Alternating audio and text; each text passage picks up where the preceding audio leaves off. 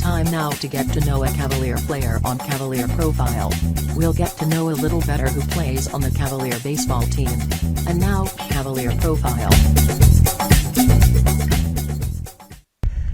Today on Cavalier Profile, we're going to get to know Tyler Herman.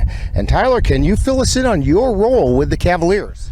Yeah, I would say I'm one of the more experienced players on the team, so I think this would be like year 7 or 8 for me.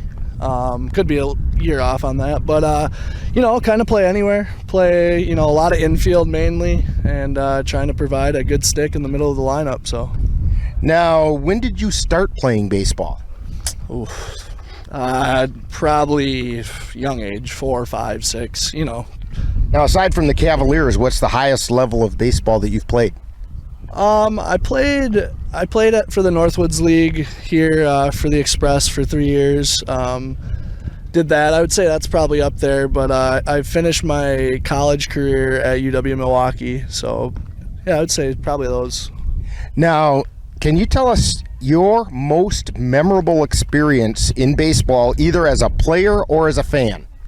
Ooh, that's a good one. I'd have to probably say just winning state my senior year, just with all my buddies growing up, through Little League and Babe Ruth. We finally capped it off and won, so I'd probably say that.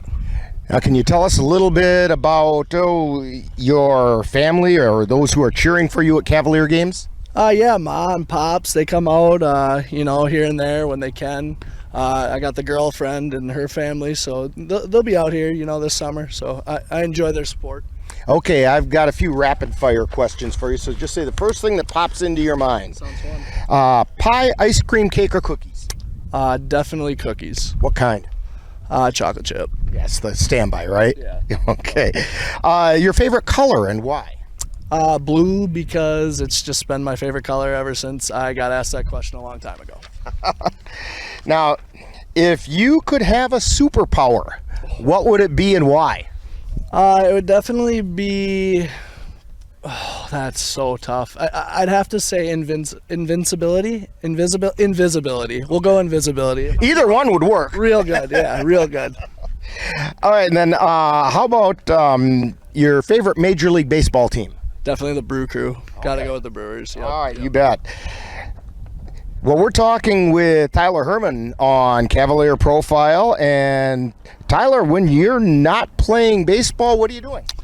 You can usually find me at home, playing on the PC, or I tend to be on the disc golf course. It's kind of a up and coming sport. Me and the guys go play and throw some frisbees. So yeah, you can find me out there. Now, when people watch Cavalier games, generally, where are we going to find you? Position-wise, you're saying? Sure. I'd say I'll probably be DH in a handful this year, so a lot of hitting. You'll see me in the batter's box. How about that? We want to thank Tyler Herman for joining us on Cavalier Profile. Coming up next is more in between game entertainment. This has been Cavalier Profile, where we get to know a little better who plays on the Cavalier baseball team. Stay tuned, more between game entertainment and game 2 coming right up.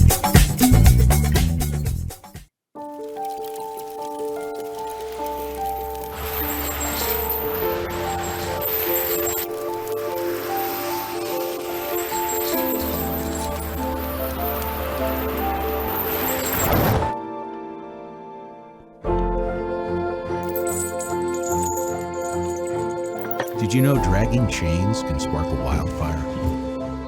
Only you can prevent wildfires. You are loved. You are valued.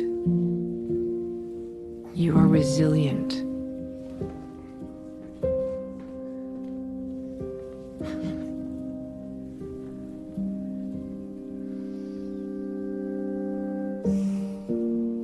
You got this.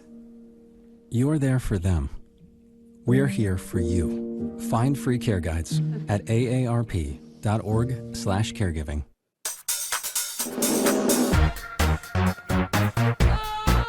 Coming up next is Game 2 of today's Cavalier doubleheader on the Northern Light Webcasting Network and NLWN-TV. Maybe you can make retirement happen. After all, you made home ownership happen. Homeschooling yourself on loans, beefing up your credit score. So I'm pre-approved. You were like, yes! Sorry. Color coding listings, ticking boxes, and flushing every toilet in a 20-mile radius. Home sweet home. You aced house hunting. Now get the tips you need to get on track at aceyourretirement.org. Eau Claire Cavalier Baseball is on the air. NLWN-TV proudly presents today's Eau Claire Cavalier game. Help us celebrate 50 years of Cavalier baseball as they battle their way through the Chippewa River Baseball League. And now, out to the ballpark for coverage of today's game. And we're back here at Carson Park getting ready for Game 2 of today's doubleheader after the Cavs win Game 1 by a score of 9-8.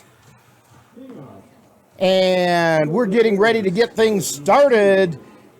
We'll go through lineups as we get to them. Nate Kent is leading off for the Eau Claire Bears. Kent went 2 for 4 and scored twice in Game 1.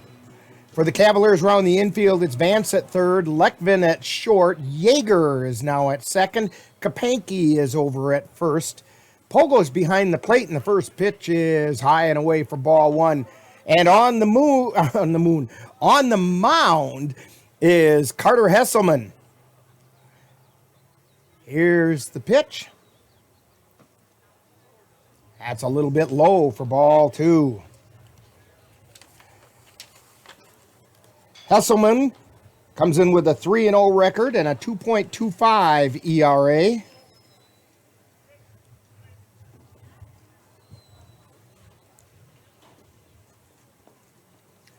The 2-0 pitch. Inside ball three. Nate Kent will be followed by Matt Miller and Brady Brzezinski. Out in the outfield for the Cavaliers. And the pitch is inside for ball four, so Nate Kent draws a walk. Outfield for the Cavaliers in left field is Xavier Bemninster. Center field is Tanner Halverson. And in right field is Gabe O'Brien. Stepping up is Matt Miller, went 1 for 3, scored a run in the first game. Here's the pitch. It's a called strike.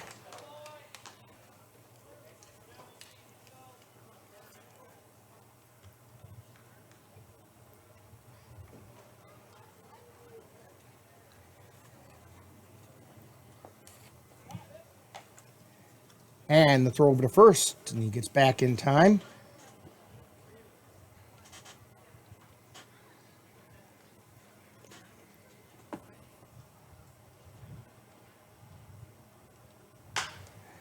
And a high pop-up. Calling it is Tanner Halverson, and he makes the catch. For out number one. Retreating back to first base is Nate Kent.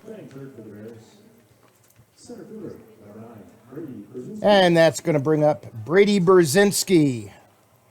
Brzezinski went 2 for 3 with a run scored, and that run scored was courtesy of the home run he hit in the first inning of Game 1.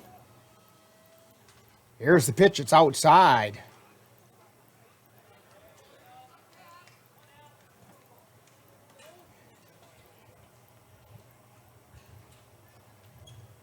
Cavaliers are 17-1 in the CRBL after that first game victory. Throw over to first. Kent gets back.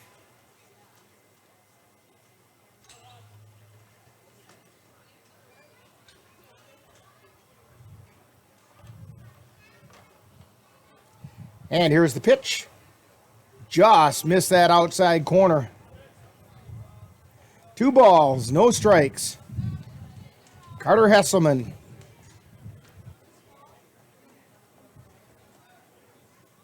All 3 Cavaliers starters usually take about an inning to get settled in.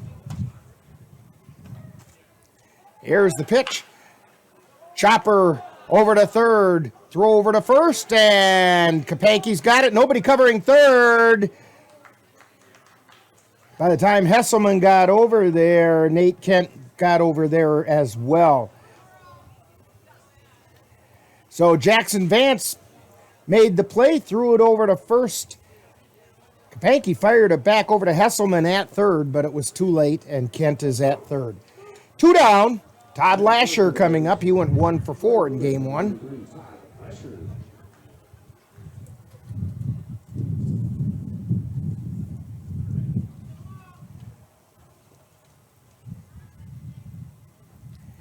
And here's the pitch. Fly ball out into left field. That's going deep and back to the wall. Bounces up against the fence. Fire into second. Well, fire to the cutoff man who runs it in. And Lasher has a stand-up double. That's going to bring up Ty Fadness with the run scoring. And the Bears take a 1-0 lead.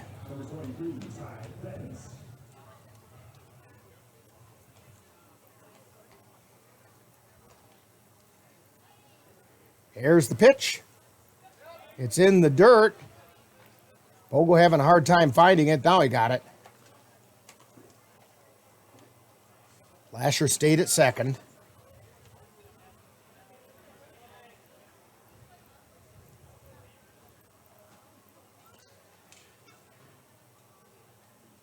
Hesselman at the belt and the pitch.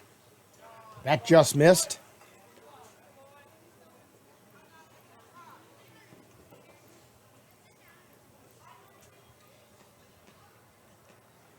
Here's the pitch.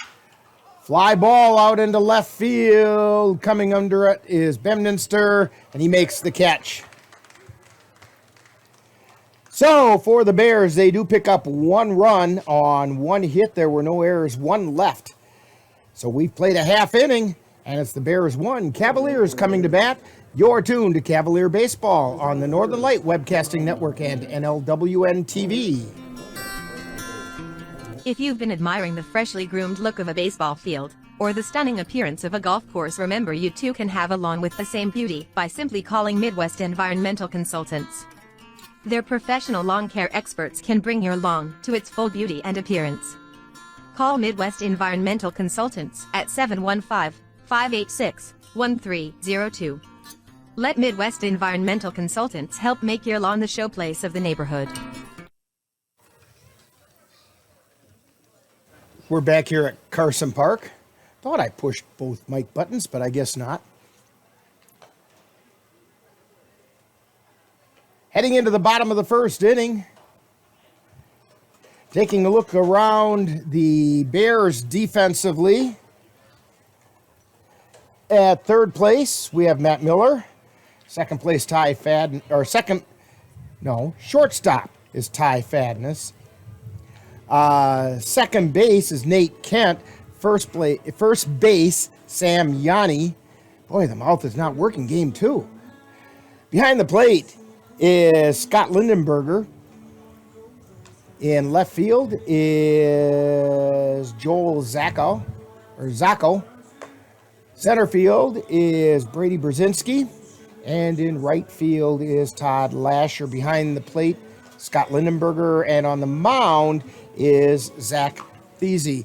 Thiese was the starting pitcher back on May 31st when the Bears and the Cavs met for the Billy Noss Memorial Game, and he was credited with the loss in that game.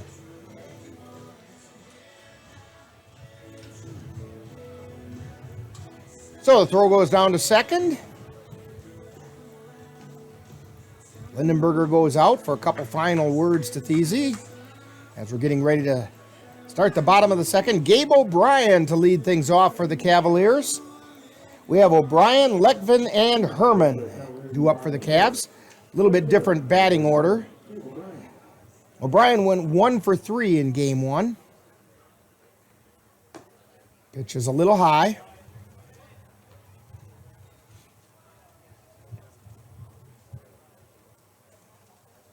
Here's the pitch. That's a called strike over the outside corner.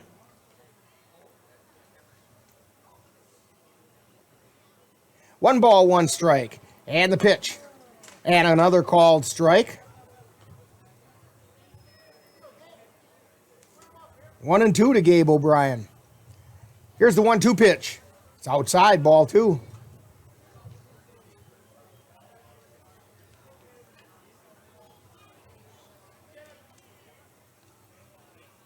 Easy shakes off the first pitch, takes the second, swing and a liner out into left field, and it gets past Zacco, and it rolls out to the warning track, and O'Brien is on with a hit.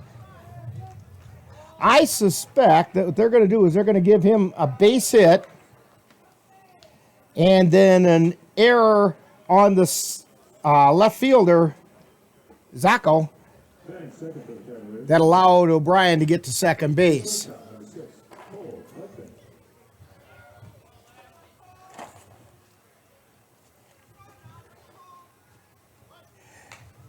And that brings up to the plate is Cole Leckman, who tries to lay down a bunt, bunts it foul down the third base side.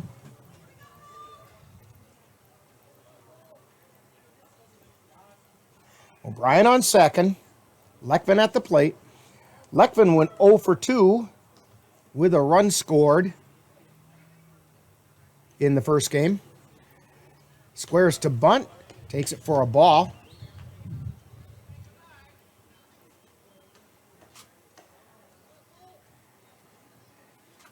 He'd like to bunt it down the third baseline if possible. Leckman squares. There's the bunt, and that's where he puts it, is down the third baseline. Coming in to throw it over to first, and the ball slips out of the hand of Miller. And we'll probably give Leckman a sacrifice bunt with an error on the third baseman. That allowed O'Brien to go over to third. Actually, a well-placed bunt is what allowed O'Brien to go over to third. By forcing Miller to come in and play the ball, O'Brien had a clear path.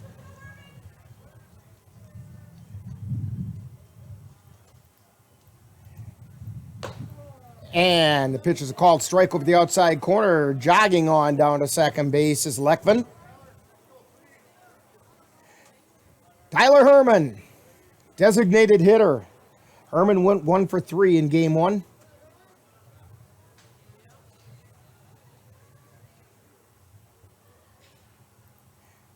Easy checks the runners and the pitch. It's outside for a ball.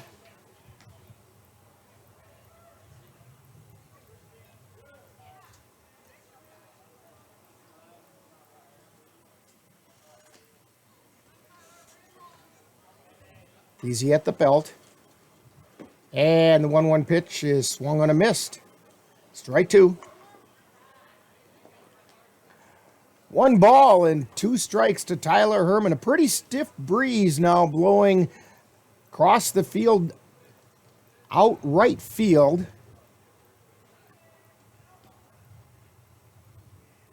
There's the pitch. It's outside, ball 3. Or check that, ball 2. 2 balls, 2 strikes, nobody out, 2 runners on.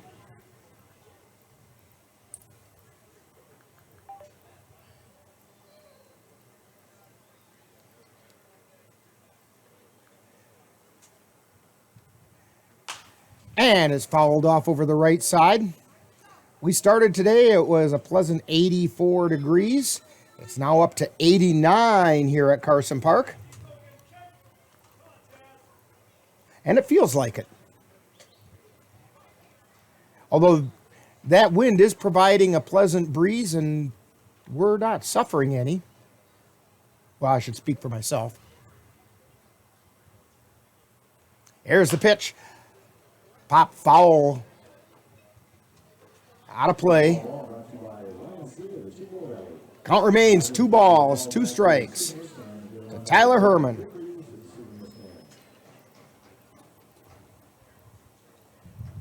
Nobody out. We have runners at second and third.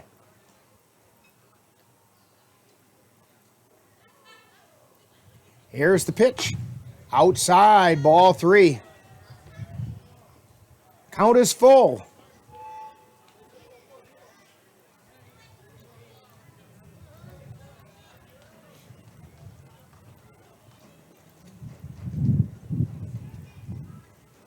Easy has at the belt. Foul back into the screen.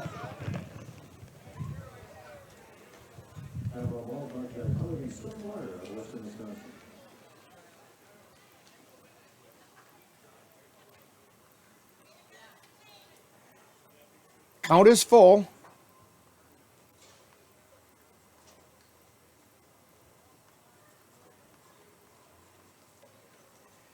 Now, Dick Smith, the umpire out on the bases, wants to scuff that ball up a little bit.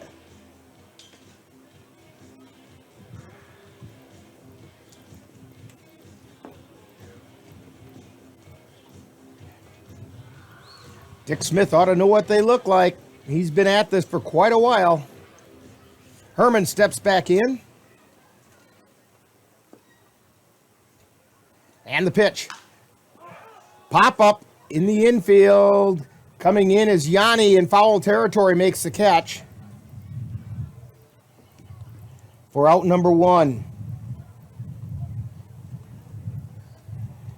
That brings up Tanner Halverson.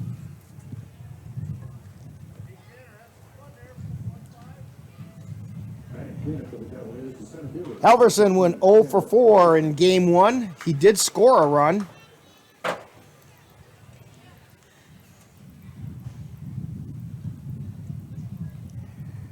And the first pitch is outside for ball 1.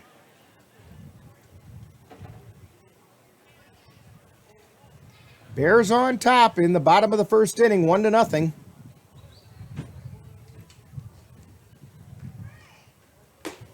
And the pitch is high. 2 balls, no strikes.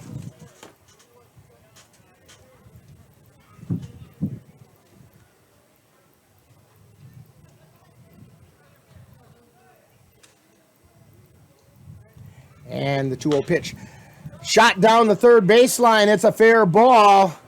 And they don't have a place to make a play. Miller didn't have anywhere to go with it. And in to score is Gabe O'Brien. In fact, Miller snagging the ball right by the foul line probably saved a run.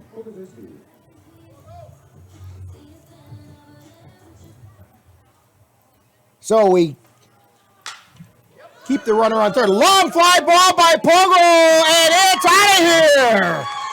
A 3-run shot by Anthony Pogozinski. Home run number 2 on the season. He's got 1 in 2 out of the last 3 games.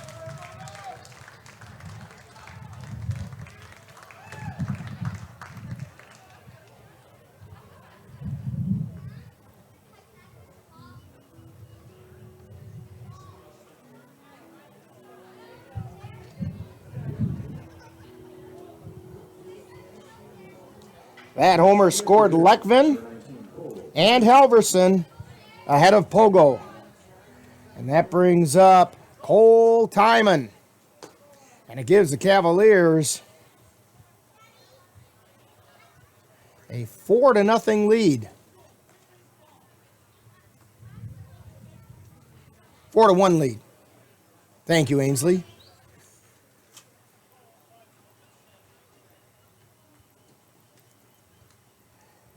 Here's the wind and the pitch. Called strike to Timon.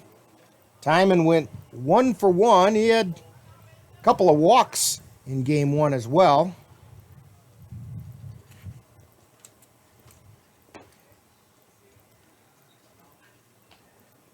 That pitch is a ball. 1 ball and 2 strikes to Cole Timon. Here's the pitch. Outside. Ball 2. Base is empty, courtesy of Pogo's 3-run blast into the right field seats. And a pop foul on the right side. Out of play. 2 balls, 2 strikes.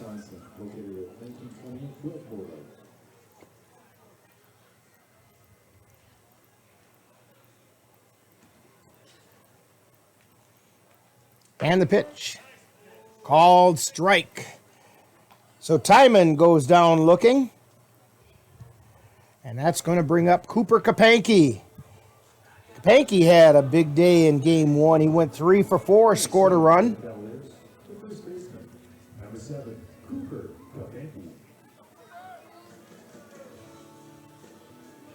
Kapanke steps in. And These's pitch. It's called strike over the outside corner. No balls and 1 strike. Here's the pitch. It's a little high for a ball. 1 ball and 1 strike. And the pitch. Fly ball out into left center field. Could fall in. No, it's getting back and making the catch is Fadness for out number 3. But the Cavaliers pick up 4 runs on 3 hits, 2 Bear errors, and nobody left on base. So we've completed 1 inning, and the score, Cavaliers 4, the Bears 1. You're tuned to Cavalier Baseball on the Northern Light Webcasting Network and NLWN-TV.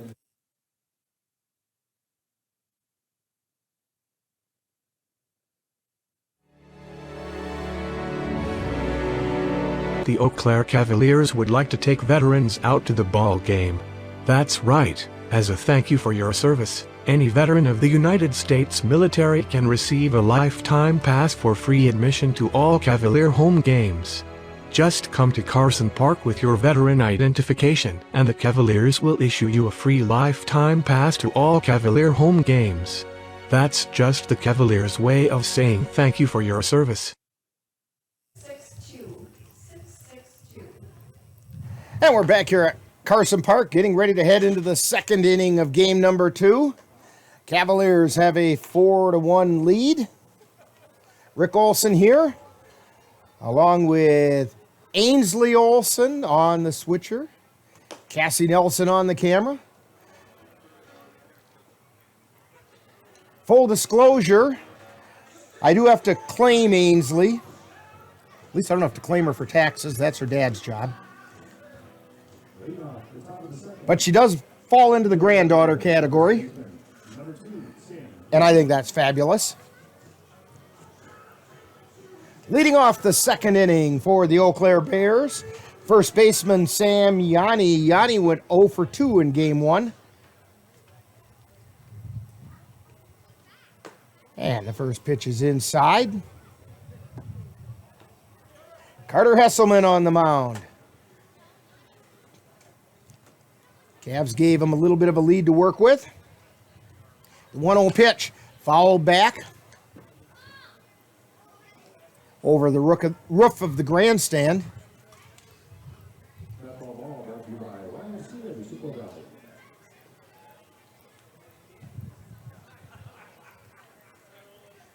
Hesselman winds and fires.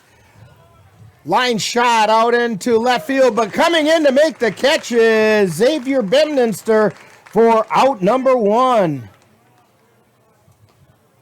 That had base hit and possibly extra bases written all over it, and Bedminster covered a lot of ground and made the catch. That's going to bring up Jim Thill. He's the extra hitter. Both teams are batting 10 in this 2nd game. Thill went 1 for 3 and scored a run in game 1.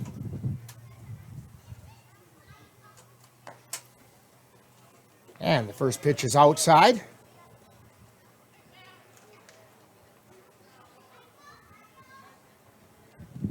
Here's the wind and the pitch. Check swing. Strike called. 1 ball and 1 strike. 1 out. Hesselman winds and fires. Line shot out into right field. This is a base hit. I'm mashing words together like crazy. So Thill checks in at first base. brings up Scott Lindenberger. He went 1 for 3 and scored a run.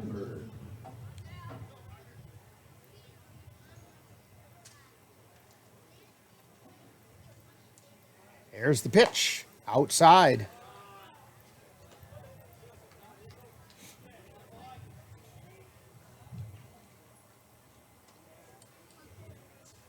One ball, no strikes. Hesselman takes a peek over at first, and the pitch. Got the outside corner. Evens the count up at 1-1.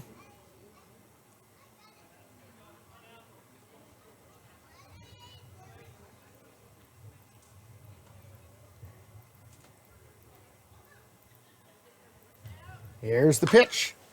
Chop foul right out in front of the plate. 1 ball and 2 strikes.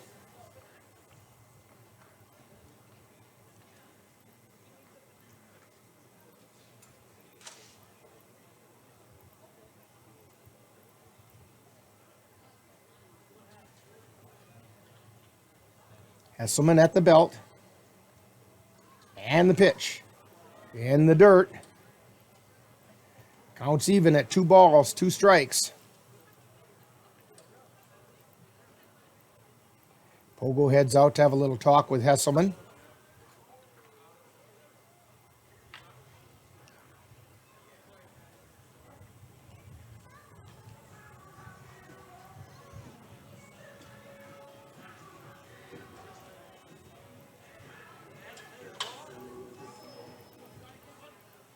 Hesselman takes a peek over his shoulder.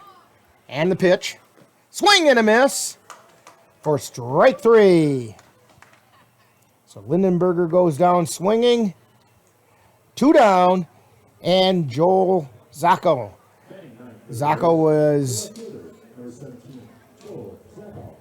He did not have an at-bat in game 1. He did come in and finish things up on the mound. Here's the pitch. Strike called.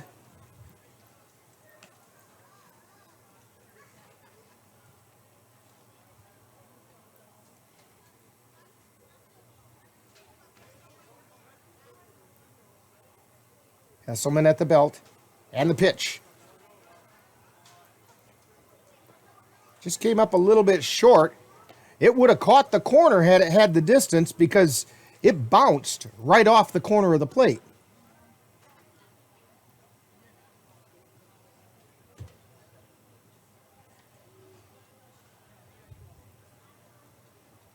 Hesselman at the belt. Here's the pitch. Squaring to bunt, offers, and it's strike 2.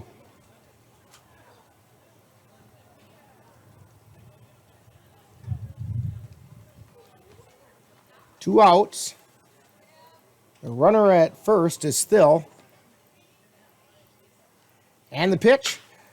Line shot out into left center field for a base hit. Thill checks in at second. Zacco at first. That's going to bring up the 10th hitter. That's Logan Berg. He's the designated hitter. He also did not have an official at bat. He was the starting pitcher in game 1. Pitch is just a little bit short.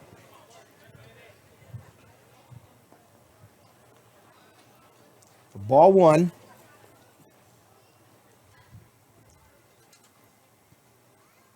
Berg was credited with the loss, I believe, in game 1, if I find the box score sheet that we were given. Here's a chopper down the first baseline foul. Oh, Tollefson was credited with the loss. Paul Petit got the win in game 1. That's his 7th win of the season. And Burdell got a save. Should be his 2nd save. Strike called over the outside corner.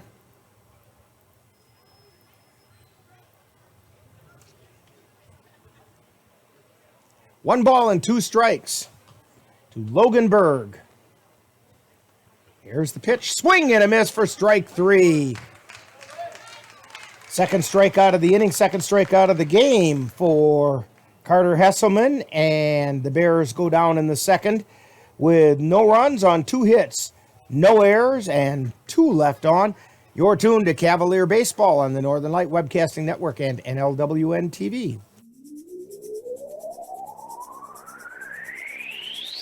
You're tuned to the Northern Light Webcasting Network and NLWN-TV. We use advertising revenue to make this service available to you. If you have a business and would like to get your message out to our ever-increasing audience, give us a call at 715-563-1749. We'll be happy to discuss our budget-friendly advertising packages with you. Get your business noticed on the Northern Light Webcasting Network and NLWN-TV by calling 715-563-1749. Back here at Carson Park, heading into the bottom of the second inning. Warm Sunday afternoon. Cavalier doubleheader against the Eau Claire Bears. Sponsored by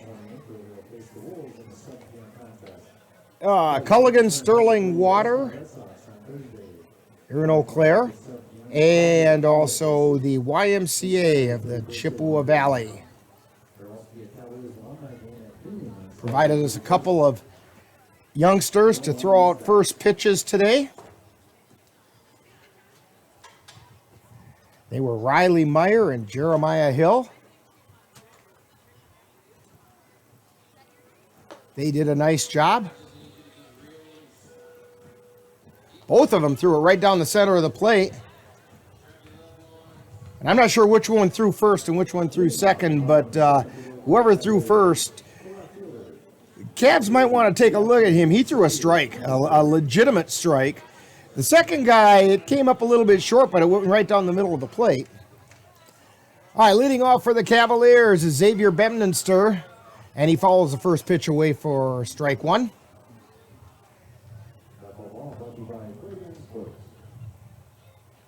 Bemninster did not play in game 1. Here's the pitch. It's ball 1. Bemninster batting .263 on the season. Pitch is inside for ball 2.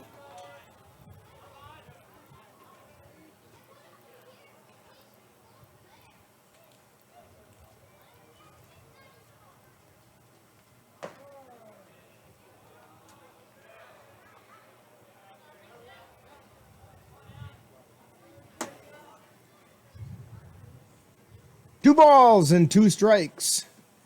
Here's the 2-2 pitch. Inside, ball 3.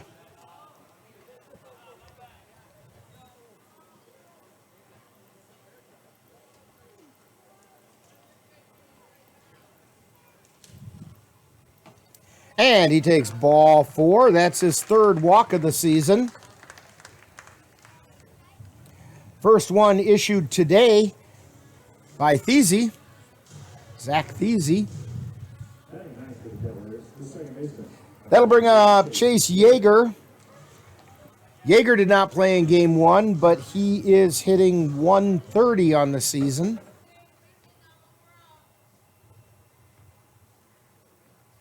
Here's the pitch.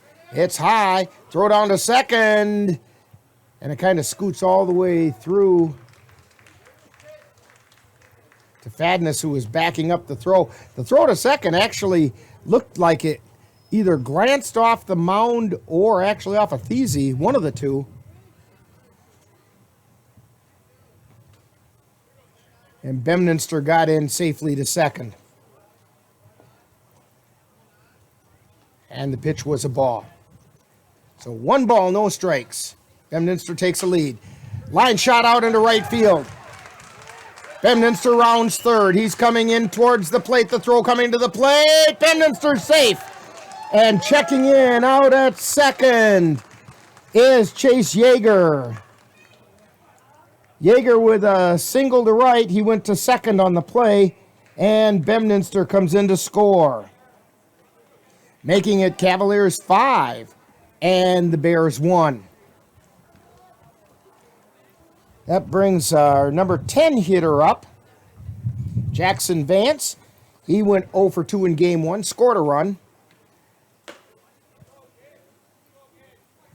First pitch is high. Oh, I take that back. Gabe O'Brien is up.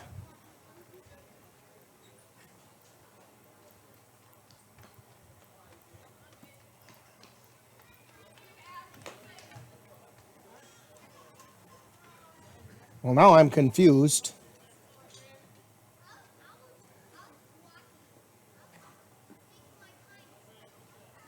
I think we missed Jackson Vance.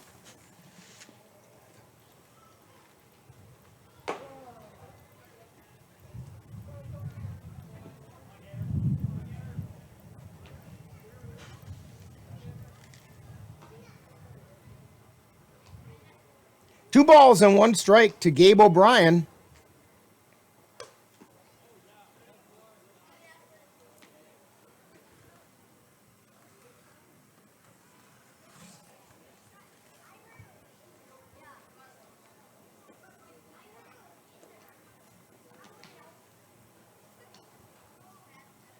And the pitch.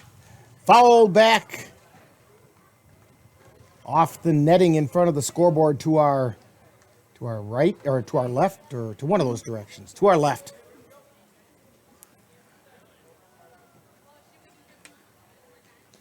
Nobody out. Runner on second.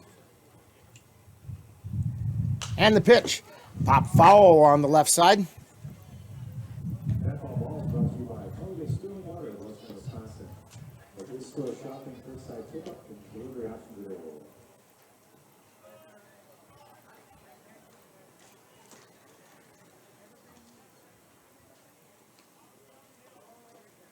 And the pitch.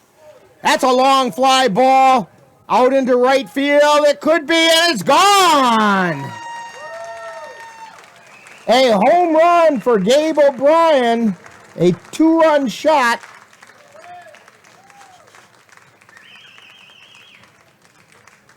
That'll put the Cavs on top.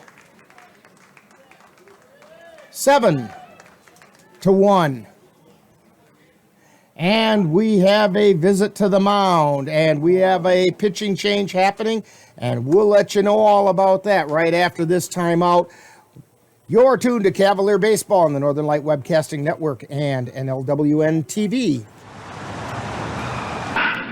Let NLWN-TV and the Northern Light Webcasting Network take you out to the ball game.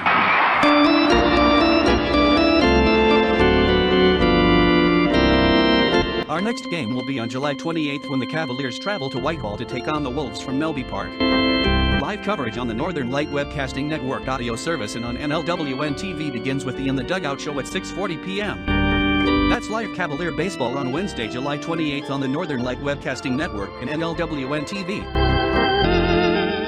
It happens to everyone eventually. Your computer goes on the fritz. Fear not, Slayton's Technology Services can help. When your computer decides to not cooperate, it can be very frustrating. Let Slayton's Technology Services keep you from wanting to drive your computer right off a cliff. Slayton's Technology Services supports business of all sizes. They offer assistance with managed anti-malware, encrypted email, fast tech support, data backup, and recovery, and more. Call Slayton's Technology Services at 715-864-2833 and get the IT help you desire. Slayton's Technology Services is the official IT service for the Northern Light Webcasting Network. And we're back here at Carson Park. And in checking with the scoring booth next to me, they were as confused by that at bat as I was. And I see a discussion going on down at the first base dugout, the Bears dugout, with Dick Smith. And I believe Smith is the crew chief.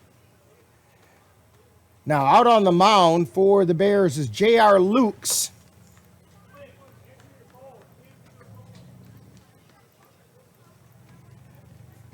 They want the umpire to answer his phone, and he thinks they're joking, but I think they're dead serious about it.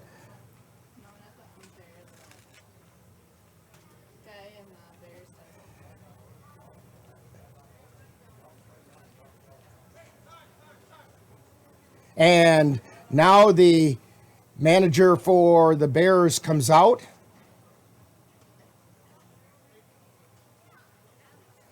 And they are now claiming that Gabe O'Brien batted out of order. I think they probably have a legitimate claim.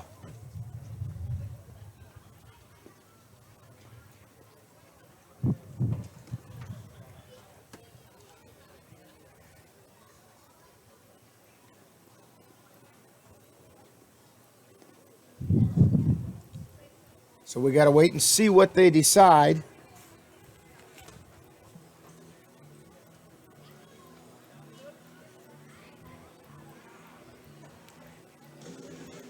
Currently, there are no outs and nobody on.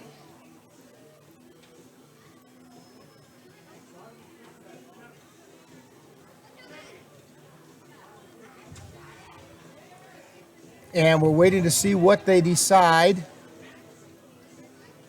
The umpires are they going to put the runners back out on the bases? Yeager is going back out to second base. They'll end up taking the 2 runs off the board.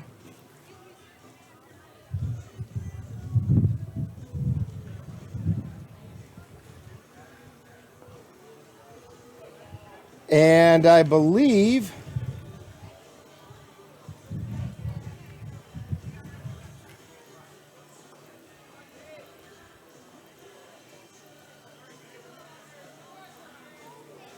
so we have Gabe O'Brien stepping up to the plate. So Jackson Vance is out. So that'll be out number 1.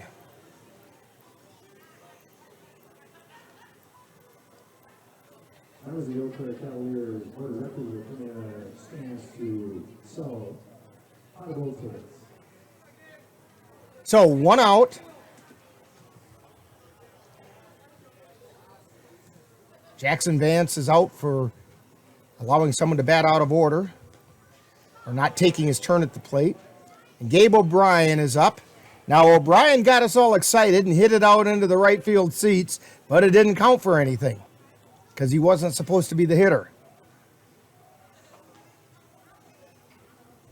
So here's the pitch, outside. 1 ball, 1 strike.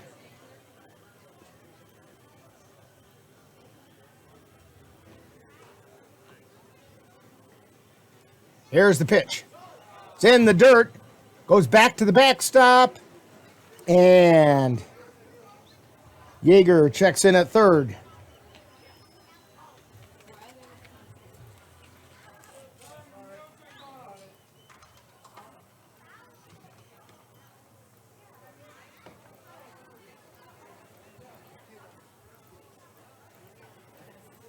Two balls and a strike.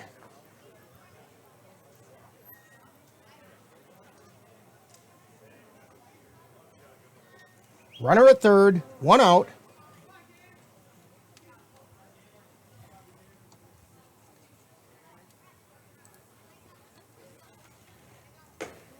And that pitch is at the letters for strike 2.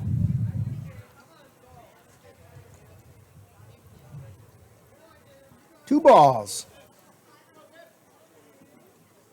2 strikes. 1 out. Runner on third. And the pitch.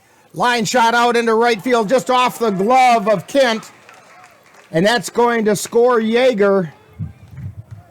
Well, it's not the home run, but it's a base hit by Gabe O'Brien that drove in a run. And it puts the Cavs up on top, 6-1.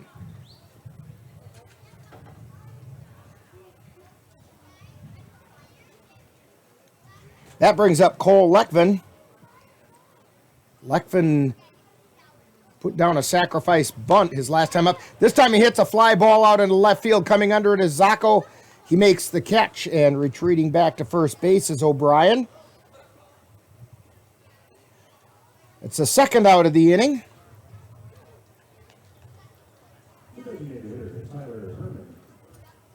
That'll bring up Tyler Herman, who hit a pop foul to the first baseman his last time up.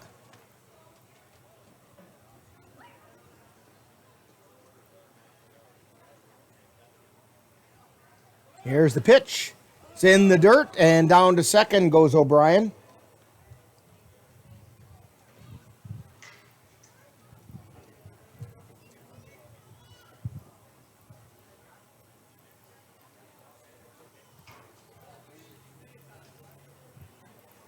Herman steps in.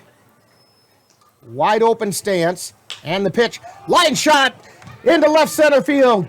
It's through the gap. Coming in to score is O'Brien. Herman checks in at first with a base hit.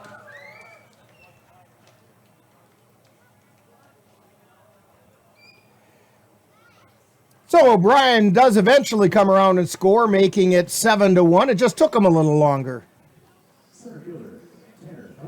That brings up Tanner Halverson with 2 down. Tyler Herman on first.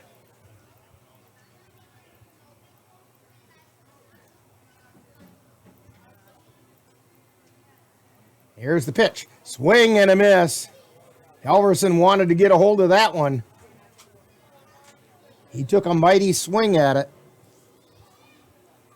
No balls and a strike.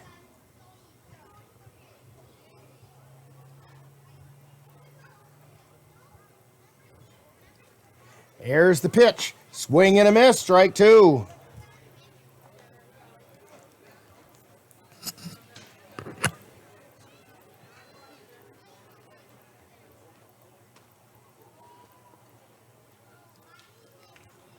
Lukes checks the runner. And the pitch. High and away.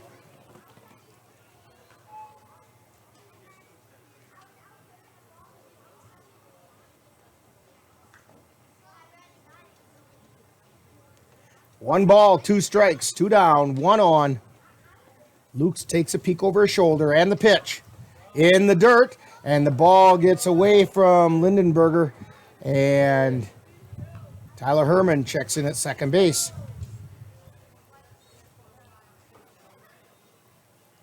Two and two is the count.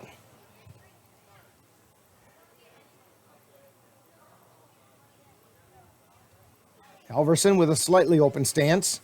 Here's the pitch. Swing and a miss. Strike 3. Tanner Halverson goes down swinging. But the Cavaliers do pick up 3 runs on 2 hits, no errors, and 1 left on base. Yeah, there were 3 hits. For a minute there, I lost count. But the Cavaliers have the lead 7-1 over the Eau Claire Bears, and you're tuned to Cavalier Baseball on the Northern Light Webcasting Network and NLWN-TV. Tune into NLWN-TV on Monday, August 2nd as we bring you another exciting equestrian event. An NBHA local district show hosted by the Red Cedar Riders in Chautauqua, Wisconsin. This event will be recorded on August 1st. Our coverage on the 2nd begins at 7 p.m. NWLN-TV is your home for equestrian events in Wisconsin and Minnesota.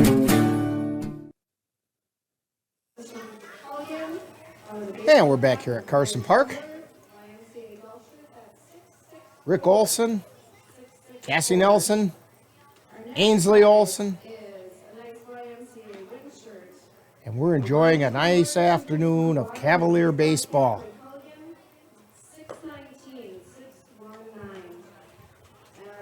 This is the last CRBL home game, regular season home game for the Cavs. They have one more game in the CRBL schedule. That's on Wednesday, and we'll have that one, of course, for you from down in Whitehall. There are some more games here at Carson Park with the Cavaliers. They're non-league games against the Westmont Red Sox coming up next weekend, as the Cavaliers will be celebrating their 50th anniversary. We will have the one next Saturday against the Westmont Red Sox. And then, of course, right after that, we have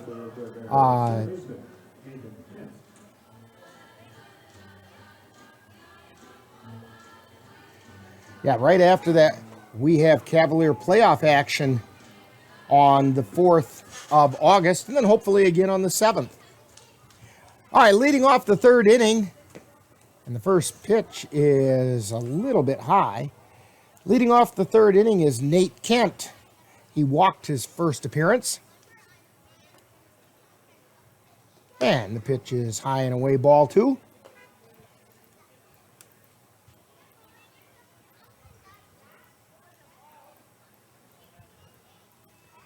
Here's the pitch. In the dirt, ball 3.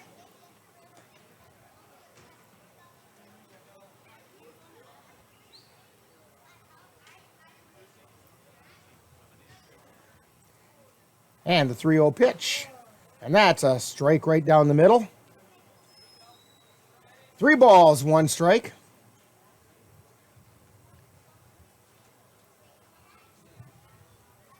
Swing and a miss, strike 2. Count goes full to Nate Kent.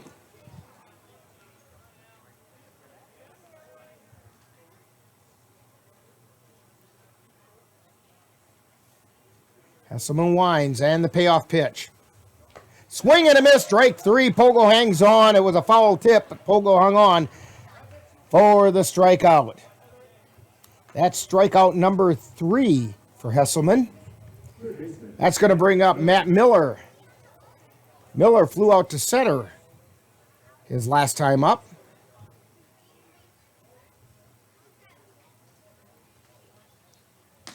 And the first pitch is a called strike over the outside corner.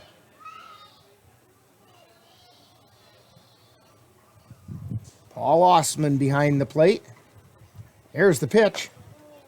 And that one got the inside corner for strike 2.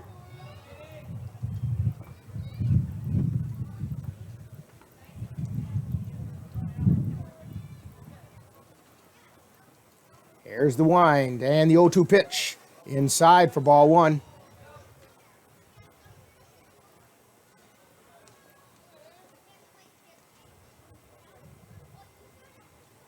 Wind up and the pitch. Swing and a miss for strike 3.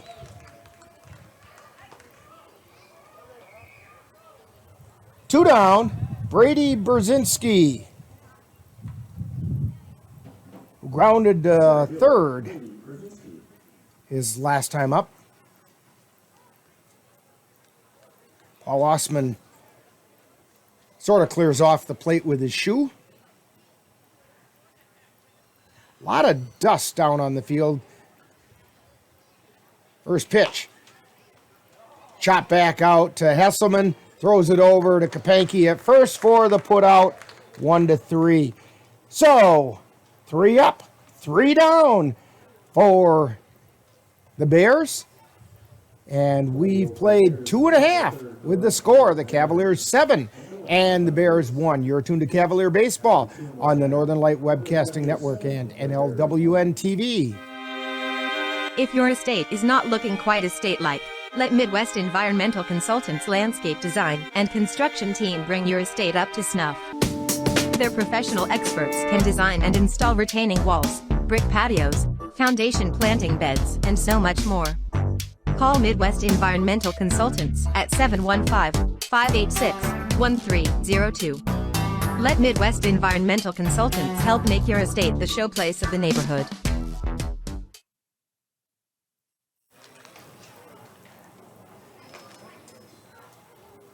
Heading into the bottom half of the third inning, due up for the Cavaliers, we have Pogo, Timon, and Kapanke. Yeah, we were just discussing up here in the press box what it appears with the Cavaliers. If you're going to jump on the Cavaliers and make them pay, you need to do what the Bears did in Game 1, and that's jump on them early and then hope you can hang on. Because the Cavalier starters, it takes them an inning or so, maybe a little bit more, to get settled in on the mound. But once they do, they're pretty much lights out. Paul Petit showed that in Game 1. Carter Hesselman showing that same kind of thing in Game 2.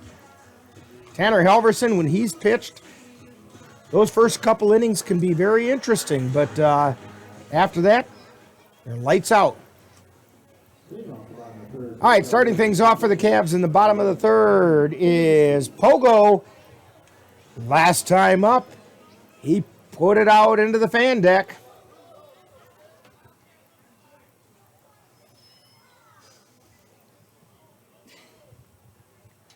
Here's the wind and the fire. This one's a high pop-up foul territory. Matt Miller, and he can't make the catch.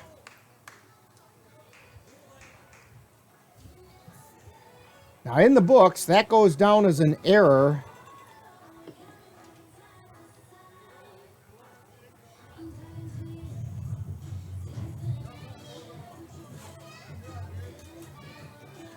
Because Pogo got new life. Because Miller couldn't make the catch.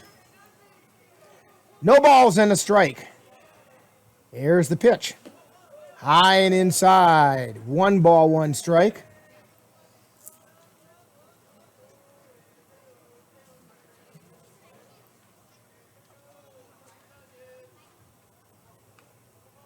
Luke's pitches. Grounded foul down the first baseline. That's into the Bears bullpen.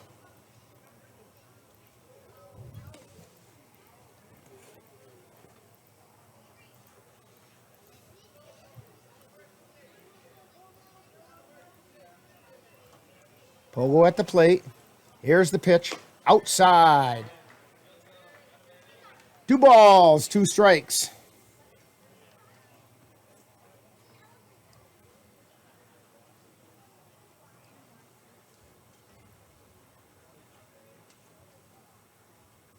Here's the windup and the pitch.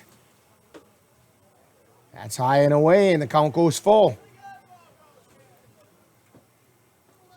Let's see if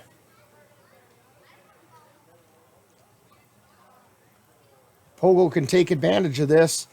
Payoff pitch. High and away, ball 4. Pogo draws the walk.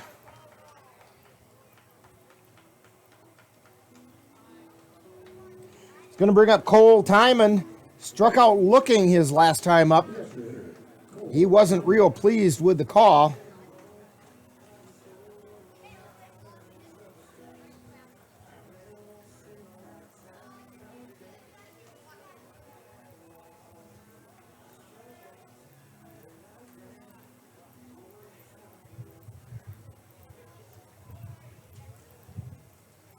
Luke's at the belt. He takes a peek over at first. And the pitch. Called strike. Throw down to second, and Pogo slides in safely.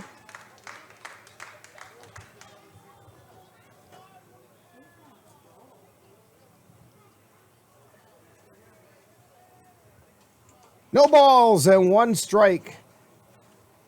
Cole Timon at the plate. Pogo now out at second. Luke's at the belt, looks over at second, now delivers, check swing foul. 0-2.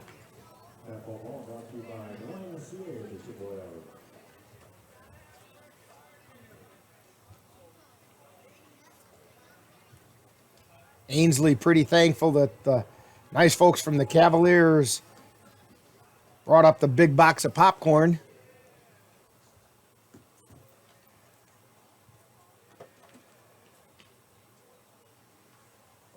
Here's the pitch. That one's behind Timon. 1 ball, 2 strikes.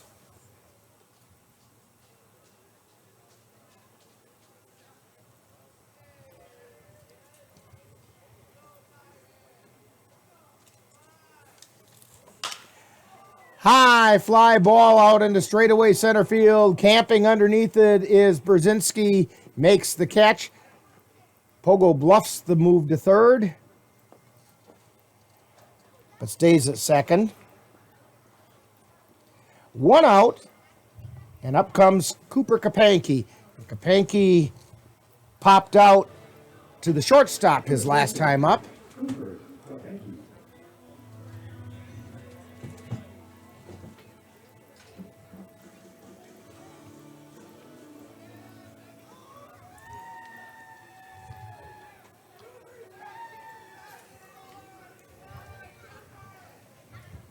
And foul ball off the right side.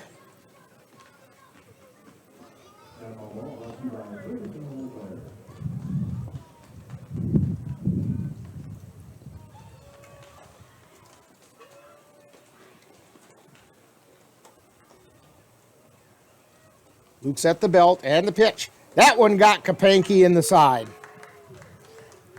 So Cooper Kapanke gets on the hard way. And that brings up Xavier Bemninster. In the second inning, Bemninster walked and then scored.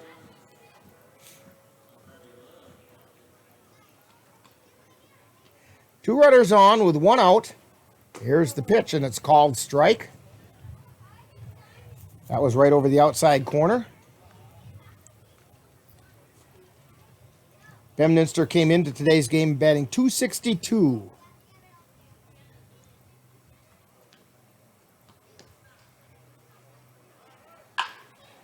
Fly ball out into left field, heading over there. They can't make the catch. It's in the gap. Pogo comes in to score. Checking in at third is Kapanke, and Bemninster goes to second on the double.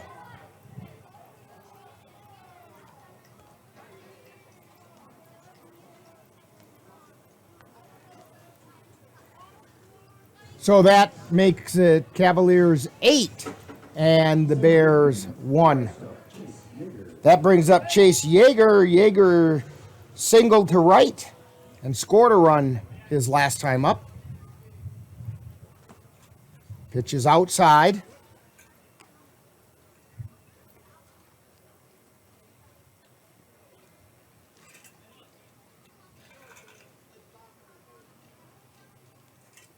Here's the pitch.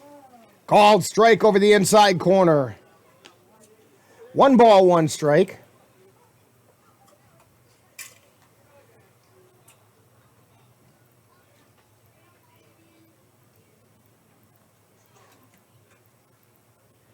And the pitch. Fly ball out into left center field. Moving over, making the catch is Zacco.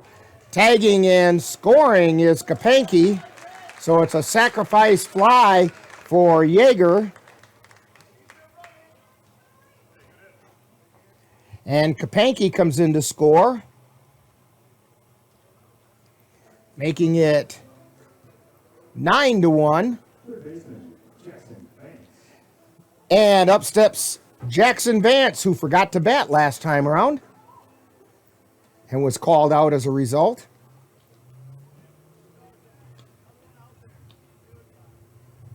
Here's the pitch. Out, or called strike over the outside corner. 2 down. Cavs have 2 in this inning.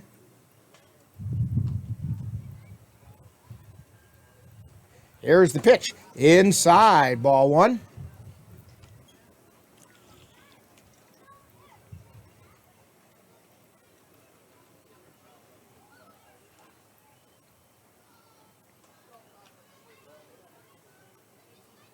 At the belt and the pitch. Line shot right into the glove of Yanni over at first base. So, for the Cavaliers,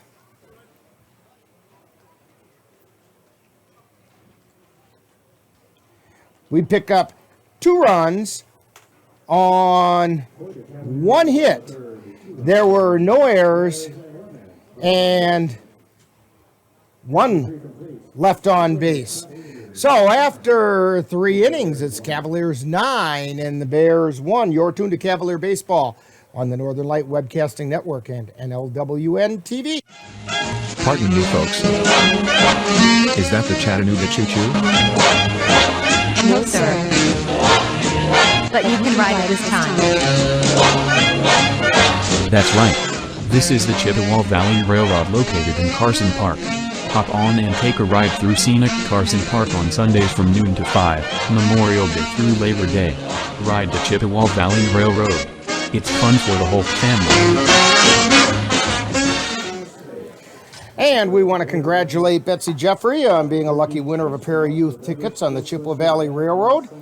Northern Light Webcasting Network and NLWN-TV has your tickets to ride as well. In fact, we've got a couple to give away from Game 1, and we will give away a couple tickets from Game 2 today as well.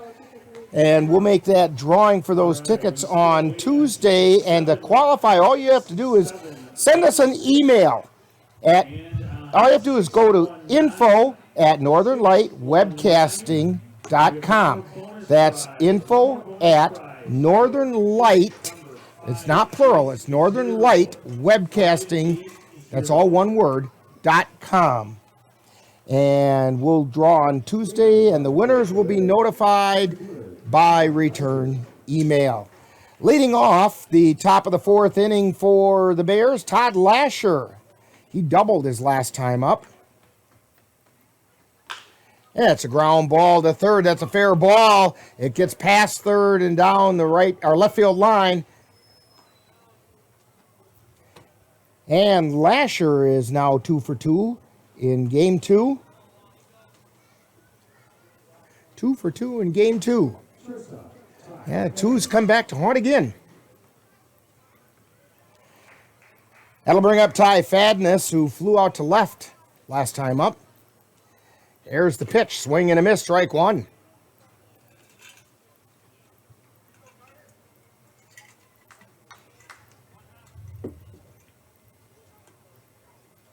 Carter Hesselman on the mound. Here's the pitch, outside. Evens the count up at 1-1.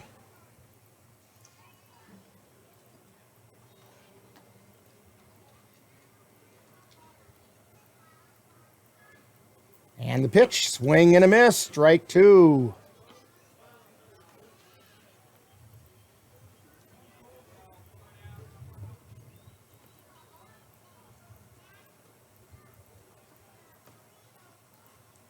Hesselman at the belt.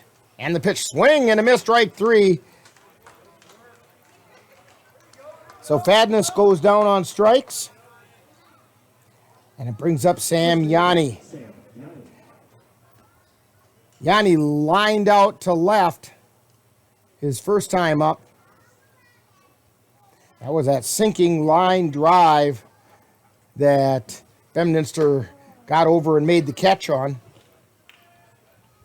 First pitch is a called strike. Runner on first. That's Todd Lasher. Hesselman at the belt and the pitch. It's outside. Evens the count up at 1-1.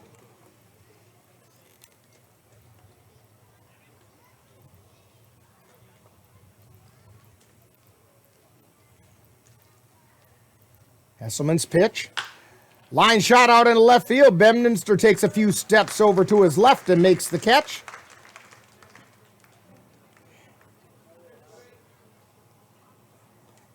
So Yanni, for the second time in this game, lines out to Bemminster. And that's going to bring up Jim Thill. Thill is the extra hitter. He singled last time up. 2 down. And the pitch gets away from Timon. Down to second. Trots Todd Lasher. Pitch was outside for a ball. Or check that. That's Pogo behind the plate. Did not get away from Timon.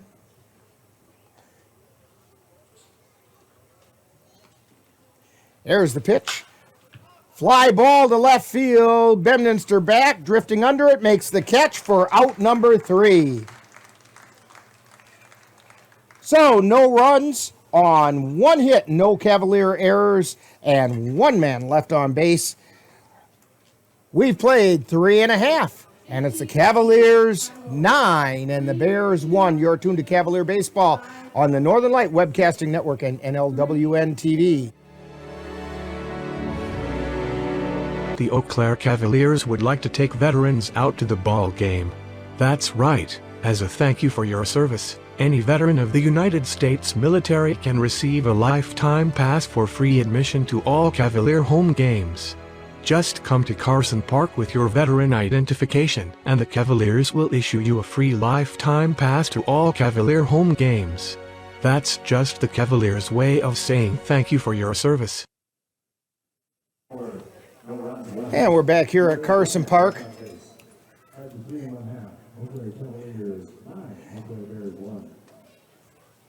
And as you can see, they're having a bit of a discussion down there along the dugout.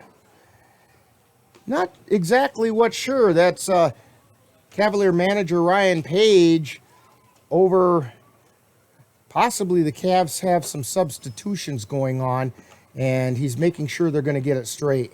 I would almost bet that that's what's happening over there. But out on the mound, Lukes is warming up.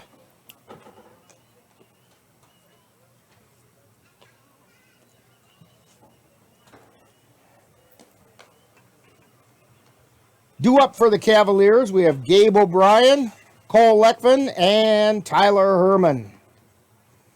And this might be the time we start seeing some other players coming in. I see on deck for the Cavaliers, Greg Button. So I suspect Button is going to come in.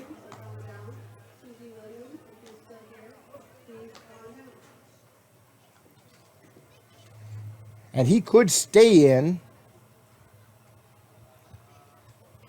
O'Brien is 2 for 2.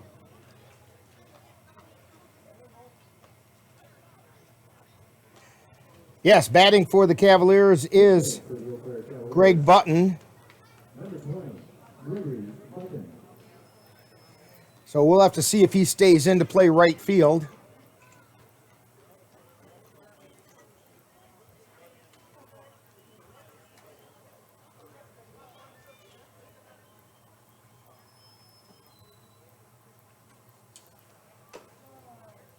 Button is hitting .357. First pitch was a called strike.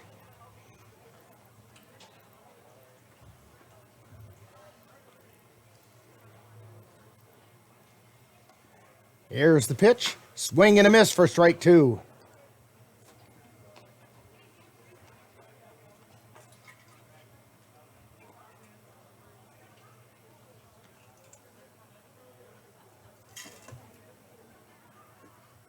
Here's the wind and the pitch.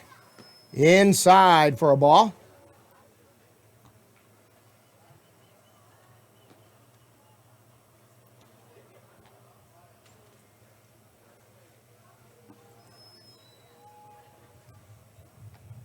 Here's the wind and the fire. Inside, ball 2. Counts all even.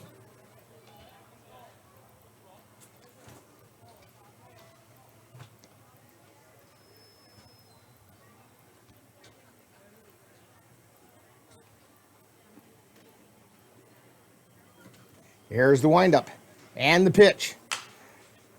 High fly ball to center field. Drifting over it and under it to make the catch is Brzezinski for out number 1. That brings up Cole Lekvin. Lekvin is 0 for 1. He flew out to left his last time up. He does also have a sacrifice bunt where he got on via an error. Here's the wind and the fire. Hot grounder, and taking it himself over to first is Sam Yanni. That'll bring up Tyler Herman.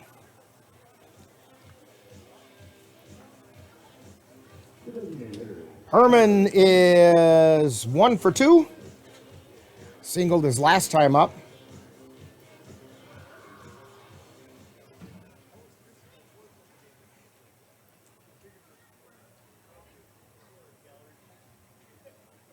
Luke's in the wind and the fire. Called strike over the inside corner. Tyler Herman, our Cavalier profile today between games. There's the pitch. It's a little bit low.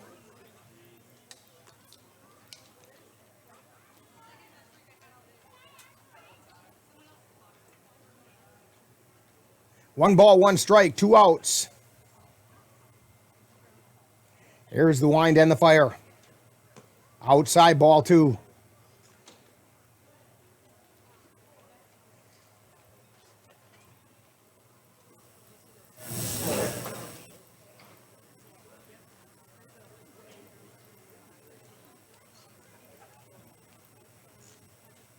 Herman steps in. And the pitch. Inside.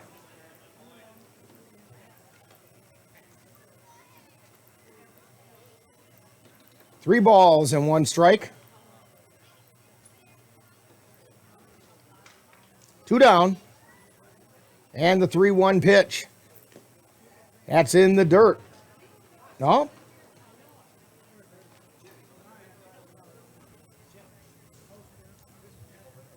Yeah, Tyler's just undoing all of his gear.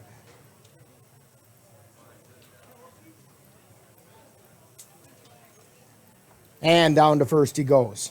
So Tyler Herman drew the walk, putting him on first with 2 down, and that brings up Jalen Williams. Williams batting for Halverson.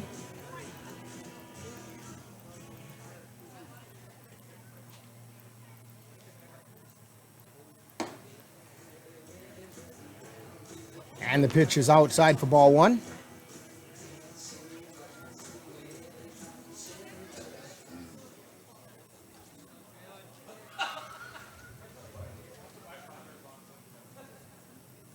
Luke's at the belt and the pitch. A little high. 2 balls, no strikes. 2 down. Tyler Herman on first. Pogo on deck. Here's the pitch. That's also high, ball 3.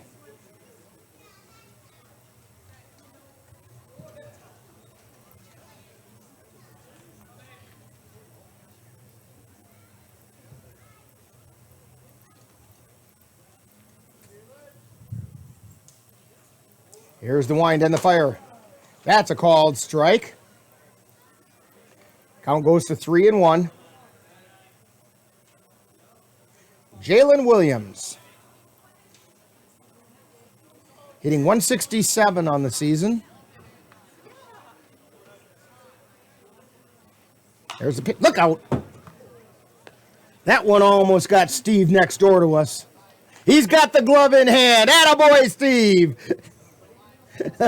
Yeah, it was a little late. The ball was already back down on the field by the time he picked the glove up, but he was thinking right.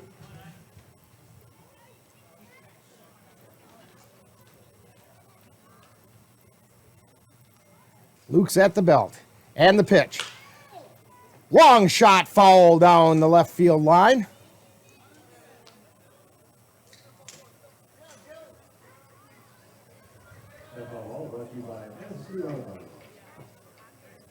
To return that to Cavaliers senior stand for 1 hour movement.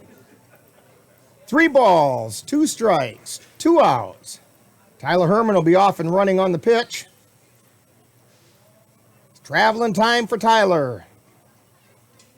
That's a triple iteration. And it's outside for ball 4. So Williams draws a walk. And that'll bring up Pogo. With 2 runners on, 2 down. Pogo is 1 for 1. And that one was a pretty good blast to right field. 3-run home run. And the first pitch. High pop-up over the infield. A convergence happening at the mound, and making the catch is Yanni. So the Cavaliers, yeah, they don't get anything this inning. No runs, no hits, no errors, couple left on base. So after 4 innings, it's the Cavaliers 9 and the Bears 1. You're tuned to Cavalier Baseball on the Northern Light Webcasting Network and NLWN-TV. You're tuned to the Northern Light Webcasting Network and NLWN-TV. We use advertising revenue to make this service available to you. If you have a business and would like to get your message out to our ever-increasing audience, give us a call at 715-563-1749. We'll be happy to discuss our budget-friendly advertising packages with you. Get your business noticed on the Northern Light Webcasting Network and NLWN-TV by calling 715-563-1749.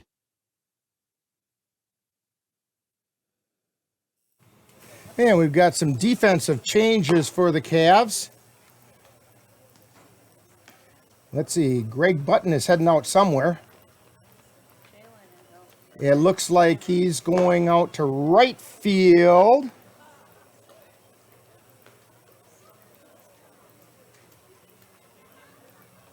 And Jalen Williams is in center field.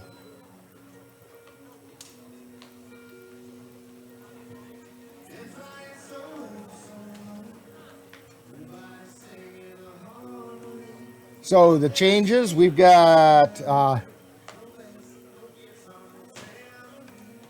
Austin Getch at third. Jalen Williams in center. Greg Button out in right for the Cavaliers. Carter Hesselman still on the mound as we head into the 5th inning. Scott Lindenberger, Joel Zacco, and Logan Berg are due up for the Bears.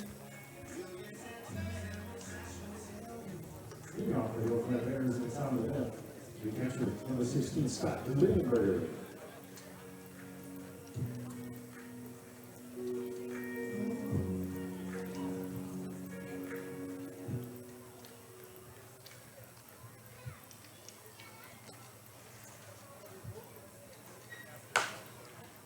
And the first pitch is fouled off on the left side.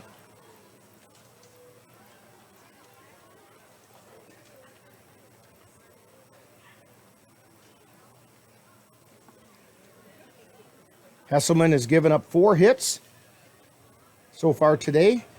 Struck out 5. Here's the pitch. That one's a foul and caught in foul territory by Gabe O'Brien, or not Gabe O'Brien, by Austin Getch. So for out number 1. Left fielder, Joel Zacco.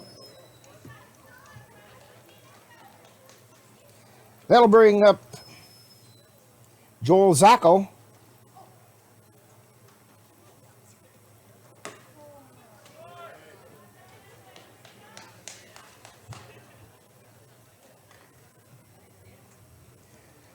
Zacco he singled his last time up.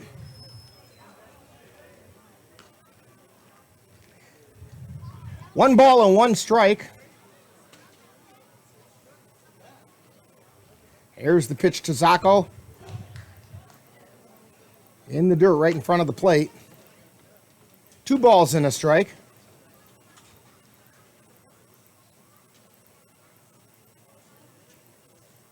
Carter Hesselman fires. Just a little bit low. 3 balls and a strike. Hesselman missing low.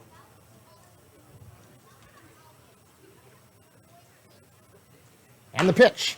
Grounded foul off the fence right over the roof of the Cavalier dugout. And the count is full.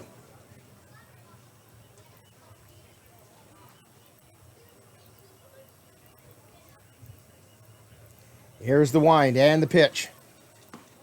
And a called 3rd strike. And Zacco goes down looking. Strikeout number 6 for Hesselman. Brings up Logan Berg. He had one of those 6 strikeouts his last time up.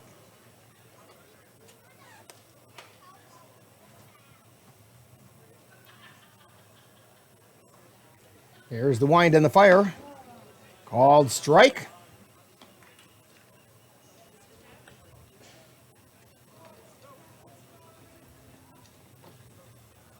And the pitch.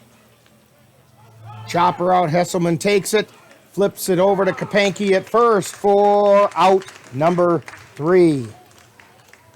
So no runs, no hits, no errors, nobody left on base. We've got 4.5 in the books, and the score, Cavaliers 9 and the Bears 1. You're tuned to Cavalier Baseball on the Northern Light Webcasting Network and NLWN-TV. What to expect when you're expecting. Like here. A teenager. Today, I'm going to show you how to teen-proof your home. First step, hide the car keys. Preferably somewhere they would never look. Challenges will come up. Be ready for them. Hi, honey.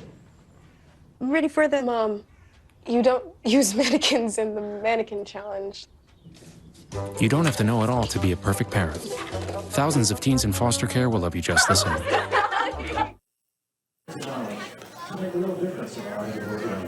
And we're back here at Carson Park.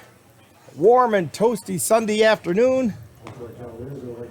Rick Olson with you here, wishing the best to the Petchow family. We miss you over here, Dan. We also miss our regular switcher, Ann, who was off with her family down in Chicago this weekend, doing a little museum touring. But we're sure glad to have Ainsley with us today, helping us out, and doing a stellar job, I might add. And of course, we've got Cassie over on the camera, and that's always ace work.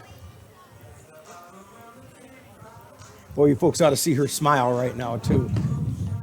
Now she's turning red.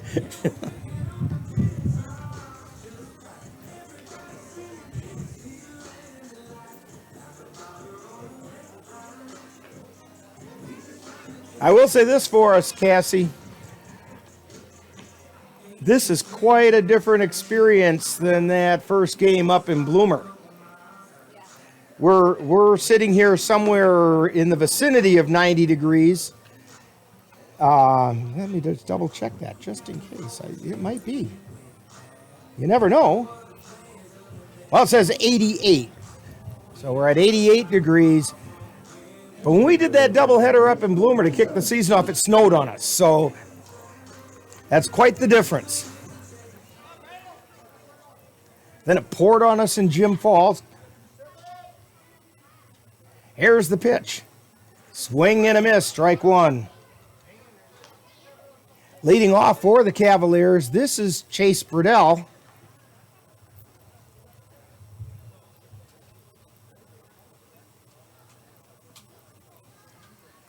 And the pitch is a swing and a miss for strike 2.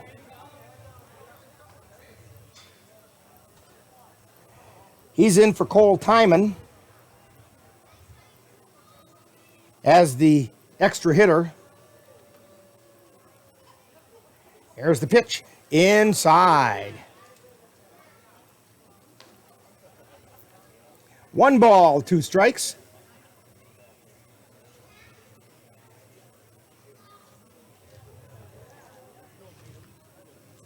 Here's the wind and the fire.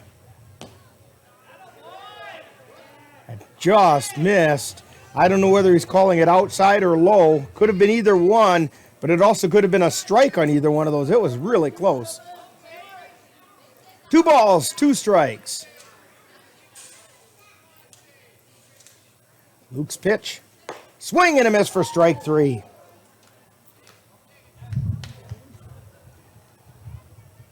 That brings up Cooper Kapanke.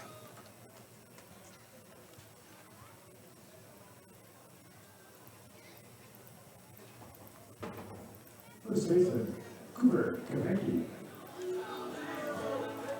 Kapanke popped out to short and then got hit by the pitch on his second trip to the plate. He did score after that. J.R. Luke's on the mound. He winds and fires. Kapanke swings and misses for strike one.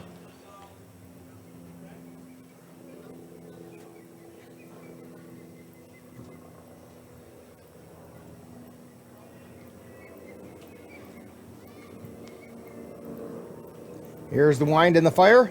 And that one right off the head of Kapanke, right off his helmet. That's the second time in this game he's been hit by the pitch.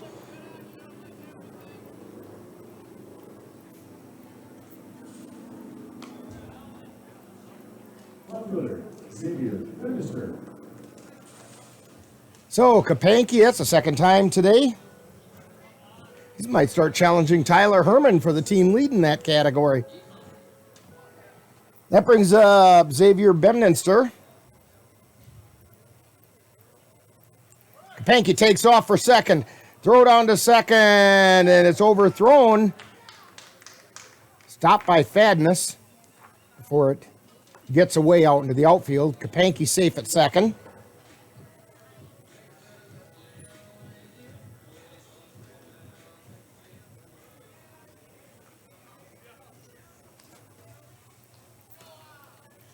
Kapanke takes a good lead, and a line shot through the gap out into left field. They're going to send Kapanke to the plate. Here comes the throw. Kapanke comes in standing up, and Bemninster is safe at first.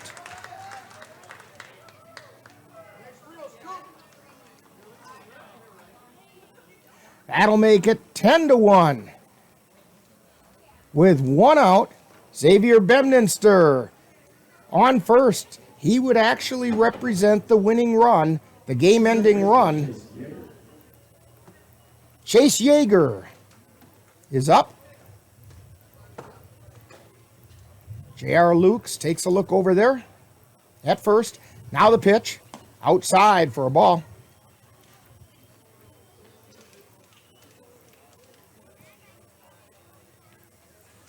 Cavaliers precariously close to winning this one via the 10-run rule. Here's the pitch. That one's slammed foul off the facing of the Cavalier dugout. They're going to throw that one out of play. I suspect there's a pretty good flat side on that ball now. It thwopped into the dugout pretty hard.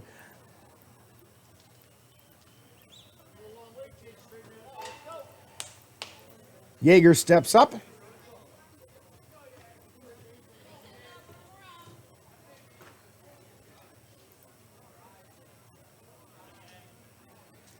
And the pitch.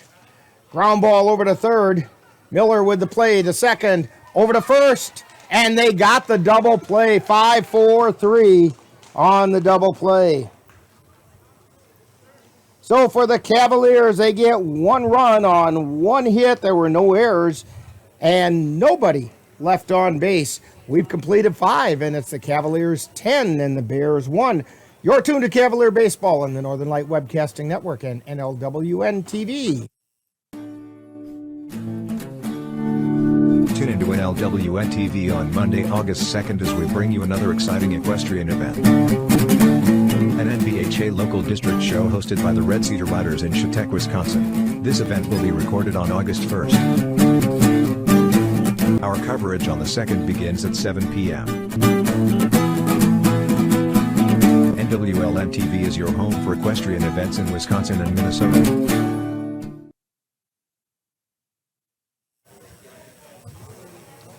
And we're back here at Carson Park, heading into the 6th inning.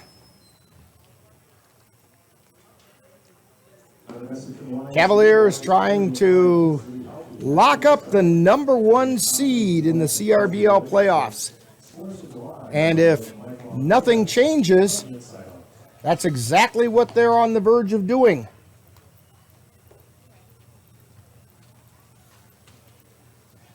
Carter Hesselman on the mound.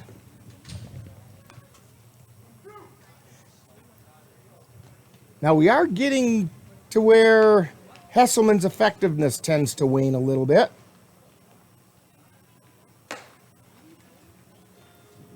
And I see Ethan Kjellberg heading down to the bullpen to start getting loose just in case that's necessary. Hesselman's good for 5.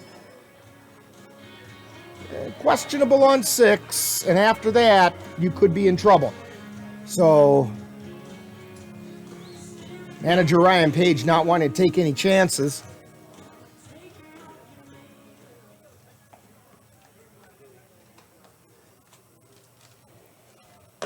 Nate Kent leading off, and the first pitch is a called strike.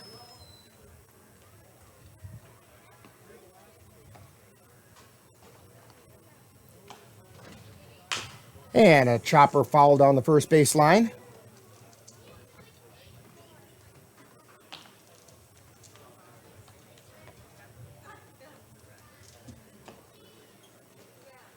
We also have some activity going on down in the Bear bullpen. Corey Fisher warming up down there. That pitch was a little bit low. 1 ball, 2 strikes to Nate Kent. Our public address announcer, Steve Kent. Cavaliers public address announcer is the father of Bears, Nate Kent.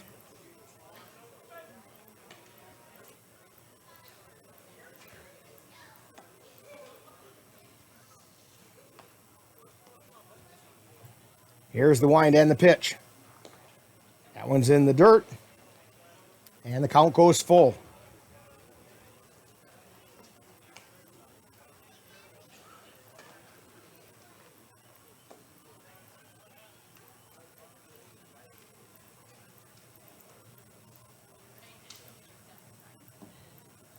Here's the pitch. Check swing. Inside for a ball. So Nate Kent draws a walk. That's his second walk of this game. He's walked twice, struck out once. That brings up Matt Miller, who's 0 for 2. Flew out to center field and struck out. Whoops, we have a pinch hitter going on here for Miller. It's Blake Johnson.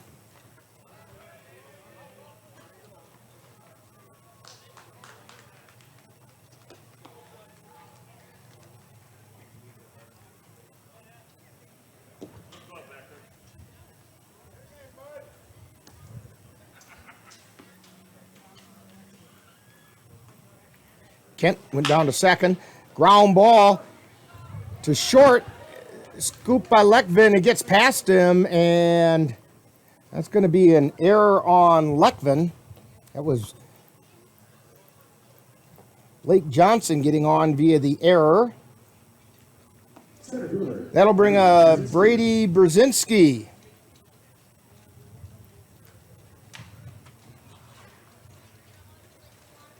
So far today, Brzezinski is 0 for 2, grounded to third and grounded back to the pitcher. Pitch is outside. Bears have runners on the corners with nobody out.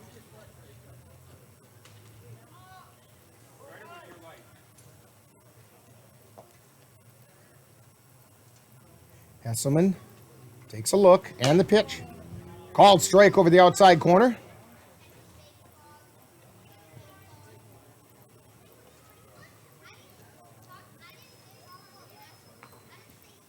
Carter Hesselman at the belt. The 1-1 pitch. Inside.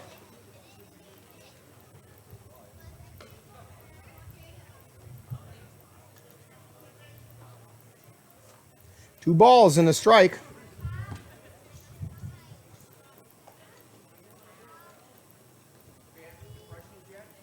He's at the belt and the pitch.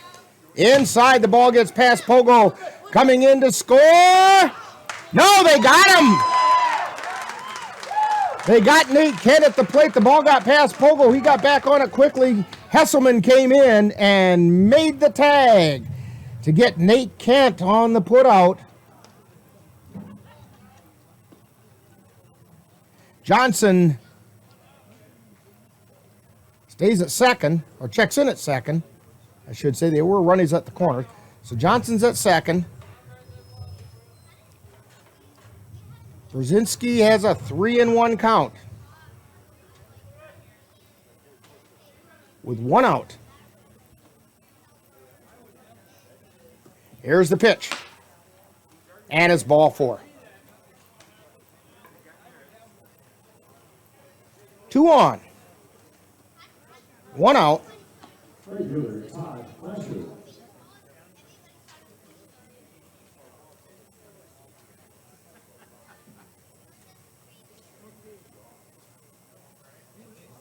That brings up Todd Lasher, who's 2 for 2. There's a pitch over the outside corner.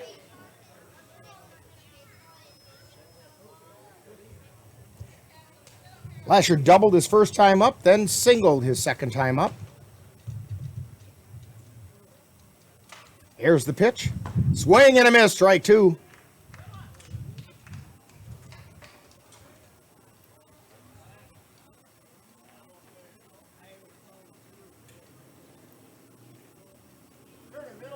Carter Hesselman trying to finish out the 6th inning. Here's the pitch. Swing and a miss. Lasher goes down swinging. 2 down. Brings up Ty Fadness. Fadness is 0 for 2. He flew out to left and struck out.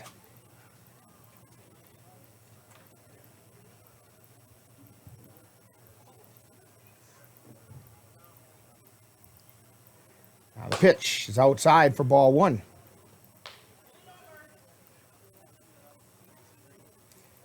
It appears as though Ethan Kelberg is loose down in the bullpen.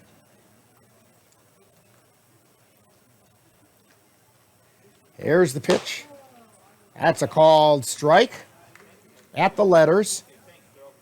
1 ball and 1 strike.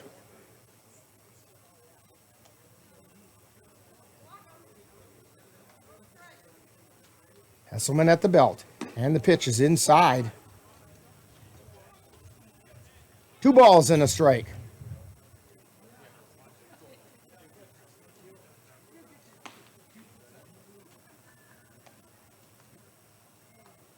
Here's the pitch. High pop-up. It's in the infield. Circling underneath it is Lekvin, and he makes the catch for out number 3.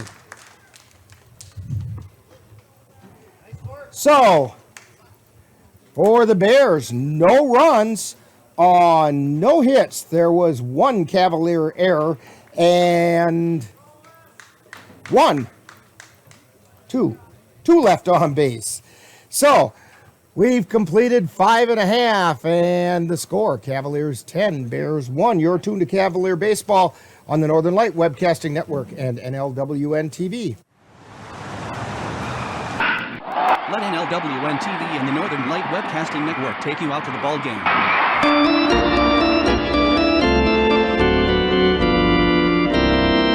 Our next game will be on July 28th when the Cavaliers travel to Whitehall to take on the Wolves from Melby Park. Live coverage on the Northern Light Webcasting Network audio service and on NLWN-TV begins with the In the Dugout show at 6:40 p.m. That's live Cavalier baseball on Wednesday, July 28th on the Northern Light Webcasting Network and NLWN-TV.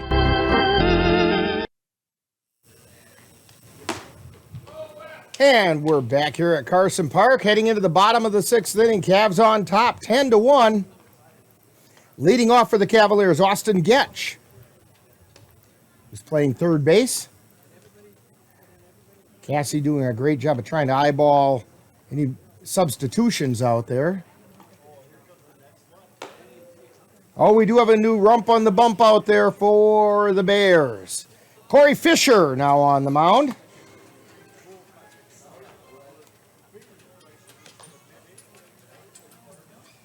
I think everything else is still as is.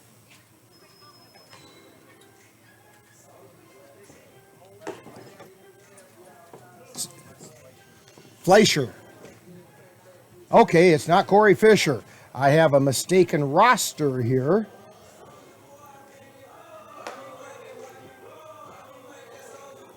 So it's Wes Fleischer.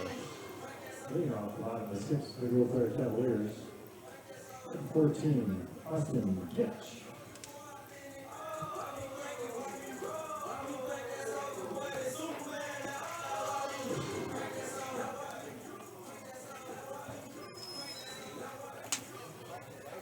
So Austin Getch leads things off for the Cavs. And the pitch is in the dirt for ball one. That one came up about 4 feet short of home plate.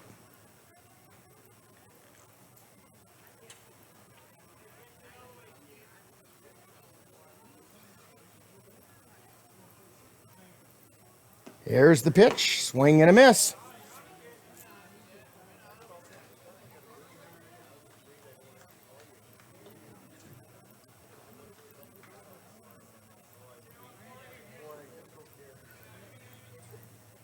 Here's the next pitch to Getch. That was high, but he swung at it. He chased it. They are big and tempting looking when they come in that high at eyeball level. I've said it before, they look like a grapefruit when they're about that high up. Fleischer with the pitch. Oh, and they called strike 3 over the outside corner. So Getch goes down looking. That should bring up Greg Button. It does. Right fielder Greg Button.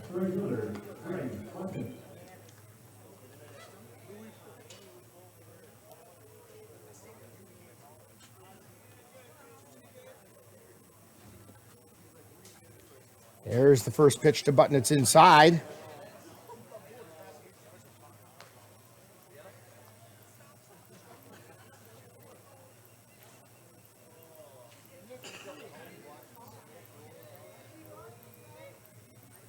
Fleischer in the motion. Swing and a miss by Button. Strike one.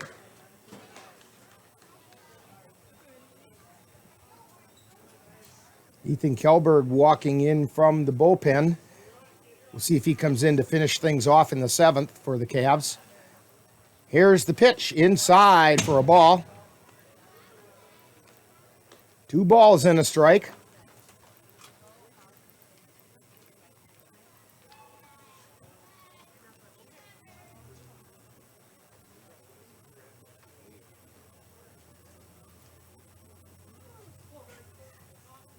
And the pitch outside.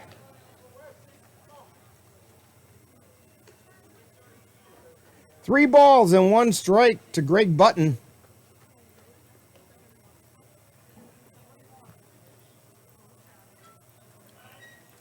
Button flew out to center field last time up. There's a swing and a miss for strike 3.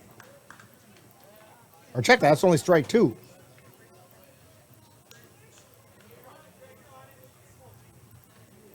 Full count. Payoff pitch. Line fair. Oh, he called it foul. From here it looked like it went over the bag, but evidently the first place that it hit the ground after passing first base was in foul territory.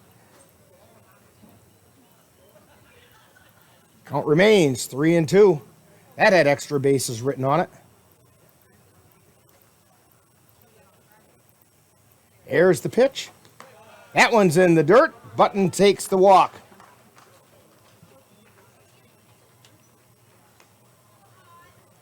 That'll bring up Cole Lekvin. Lekvin is 0 for 2. He also has a sacrifice bunt.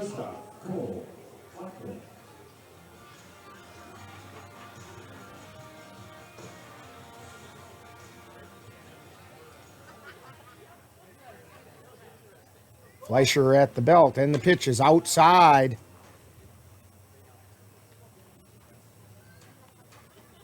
One out. Lekvin on first, or not Lekvin, Button on first. Lekvin at the plate. And that pitch is inside. Although I've always wondered why first base is called first base. Because you start at home plate, that should be first. This could develop into an Abbott and Costello routine if I'm not careful. And that one was a little bit low. 3 balls and no strikes to Lekvin.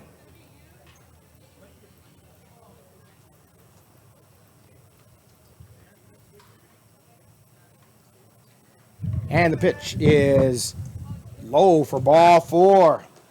Cole Leckman takes the free pass. The run that matters is out there at second base with Greg Button, because that would be the game-ending run. Tyler Herman at the plate. Herman is 1 for 2. He's got a single, a pop foul, and a walk. First pitch is outside. Oh, they called it a strike over the outside corner. Boy, I saw an awful lot of sand between the corner and the ball that time, but who am I to second guess the umpire behind the plate? Paul Osman has a little better view. High pop-up. Batter's out, infield fly rule called.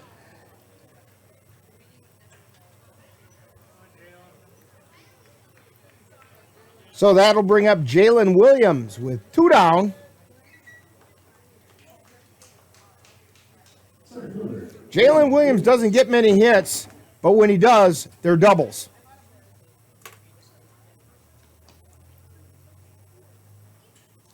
Here's the first pitch. And that's a strike over the inside corner.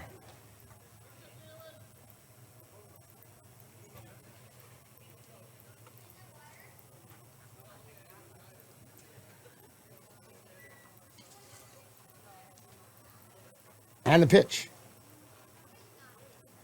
It was high for a ball. 1 ball, 1 strike. 2 down. 2 on for the Cavs. They're ahead 10-1. And the pitch. In the dirt. Ball 2.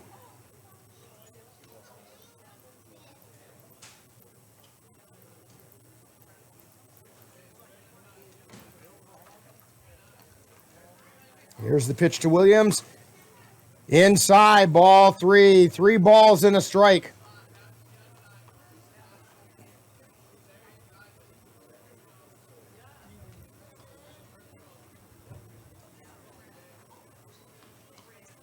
And the pitch. Outside for ball 4. Jalen Williams takes the walk. And the bases are loaded. Up steps Pogo. Anthony Pogodzinski is 1 for 2.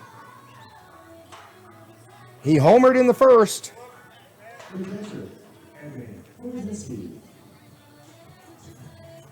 He's also popped out to the first baseman and walked.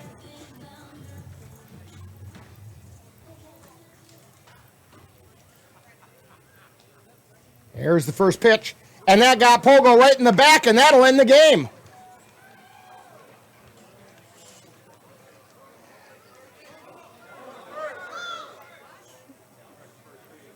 Pogo has to go down and touch first, or it doesn't count. Now the game is over. Pogo gets hit by a pitch with the bases loaded, which forces in the run to make it 11-1. Cavaliers, by winning this game, have clinched the #1 seed in the CRBL playoffs. They pick up 11 runs on 8 hits. They committed 1 error. And the Bears have 1 run on 4 hits. They committed 2 errors. Winning pitcher is Carter Hesselman. His record will go to 4 wins and no losses. Losing pitcher, Zach Thiese. And we'll be back with Talkin' Baseball right after this timeout. You've been tuned to Cavalier Baseball on the Northern Light Webcasting Network and NLWN-TV. Let NLWN-TV and the Northern Light Webcasting Network take you out to the ball game.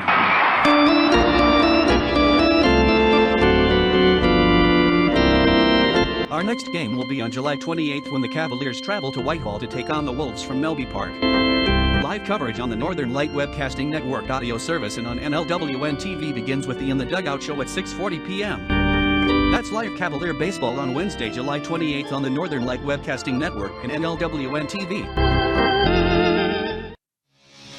You've been watching NLWN-TV's presentation of Eau Claire Cavalier Baseball live on the Northern Light Webcasting Network. Stay tuned. Coming up next is Talkin' Baseball, with a look back at today's game.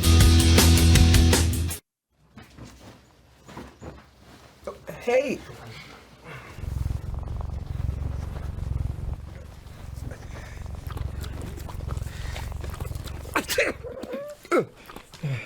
Okay. If you love me enough to tolerate my perfect little pets and all their glorious dander, then of course you'll visit nhtsa.gov/the right seat to make sure I'm in the right car seat.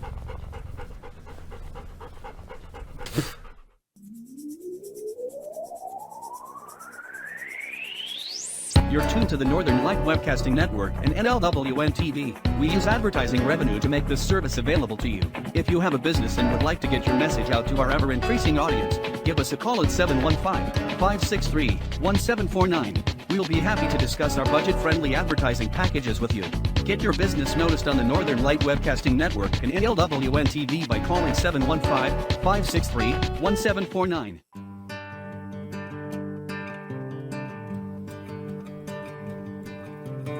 Time now for Talkin' Baseball with a wrap-up of today's Eau Claire Cavalier game. And now, back out to the ballpark.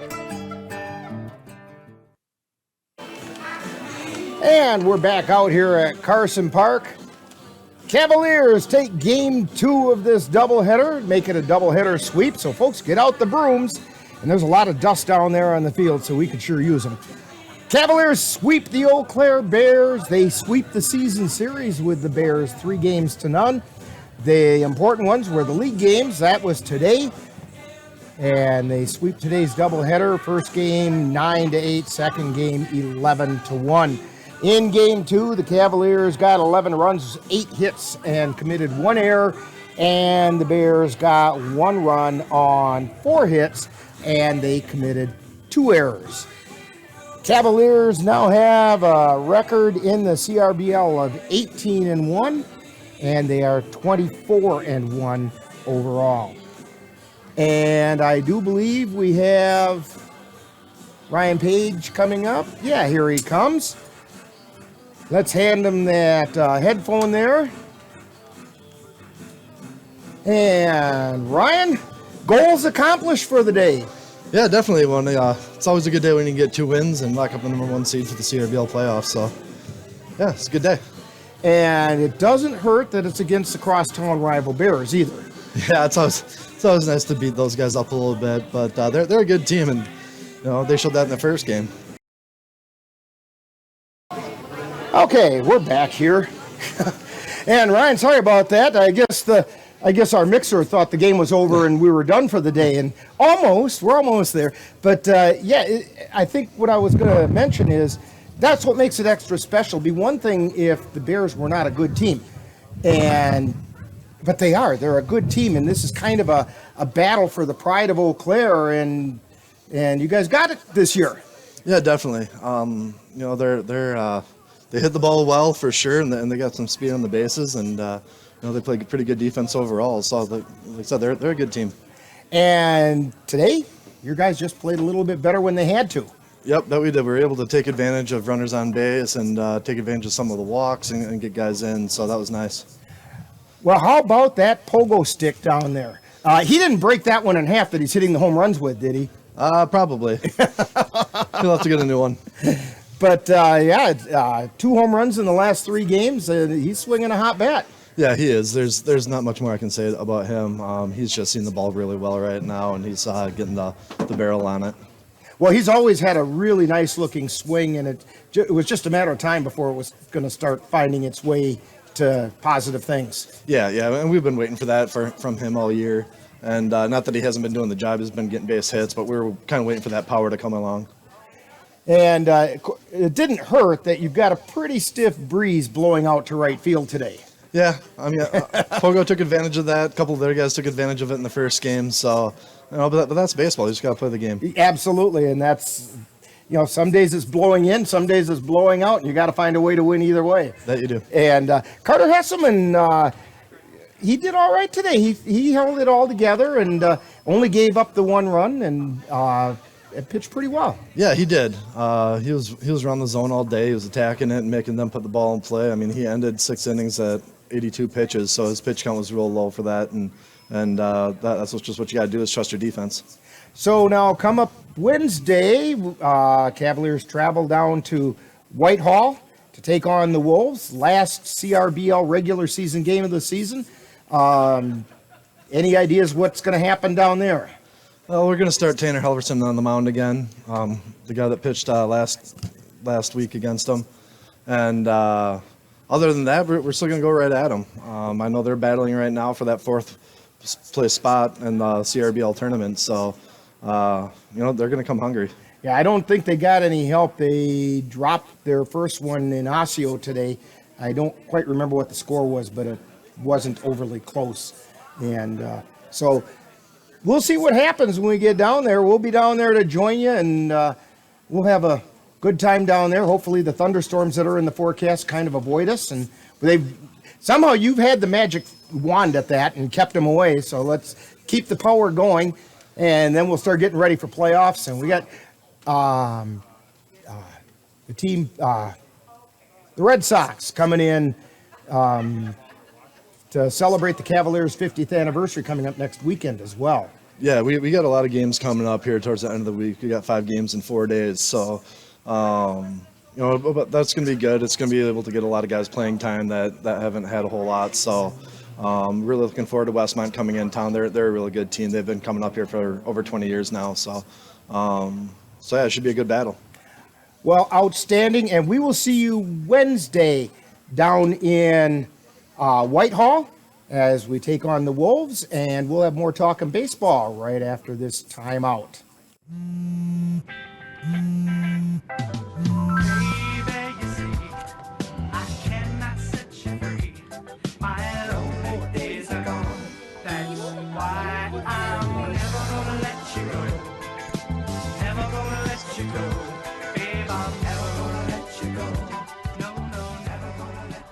Here you go. Thank you. Thank you. I'm Jenny Garth, and as a mother of 3, I know kids worry about a lot of things.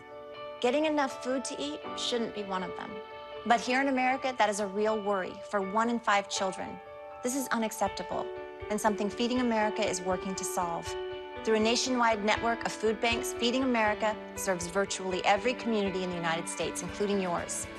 See how you can help your community. Visit feedingamerica.org. Together, we can solve hunger. Together, we're Feeding America. And we're back here at Carson Park talking baseball.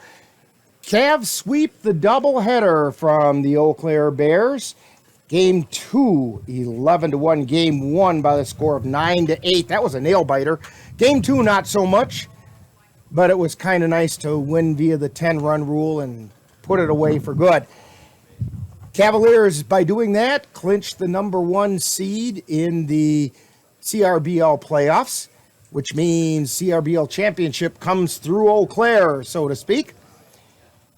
Want to remind you that Cavaliers will be back in action on Wednesday as they wrap up their CRBL schedule when they travel to Whitehall to take on the Wolves in a single 9-inning game from Melby Park. We'll simulcast live coverage of this game on both the Northern Light Webcasting Network audio service and on our YouTube channel, NLWN-TV. In the Dugout Show, we'll get things started at 6:40. Also, hey, don't forget, get those emails in to win yourself a pair of youth tickets on the Chippewa Valley Railroad. We've been hearing it toot all afternoon here. It runs on Sunday afternoons through Labor Day. The Northern Light Webcasting Network and NLWN-TV has your tickets. We're giving away 2 to a lucky winner after each Cavalier game that we broadcast. So for today, for example, we'll end up giving away 4 tickets. And you simply email us at info@northernlightwebcasting.com. That's info@northernlightwebcasting, that's all one word, .com. And the drawing for today's winners will be on Tuesday. Also, NLWN-TV will bring you an NBHA Barrels and Poles event Monday night, August 2nd, hosted by the Red Cedar Riders in Chautauqua. This event will be recorded on Sunday, August 1st, and our coverage on the 2nd will begin at 7 p.m. on NLWN-TV. Once again, Cavaliers win Game 2 to complete the sweep of the doubleheader by a score of 11-1. For Cassie Nelson, Ainsley Olson, this is Rick Olson, and you've been tuned to Talking Baseball on the Northern Light Webcasting Network and NLWN-TV.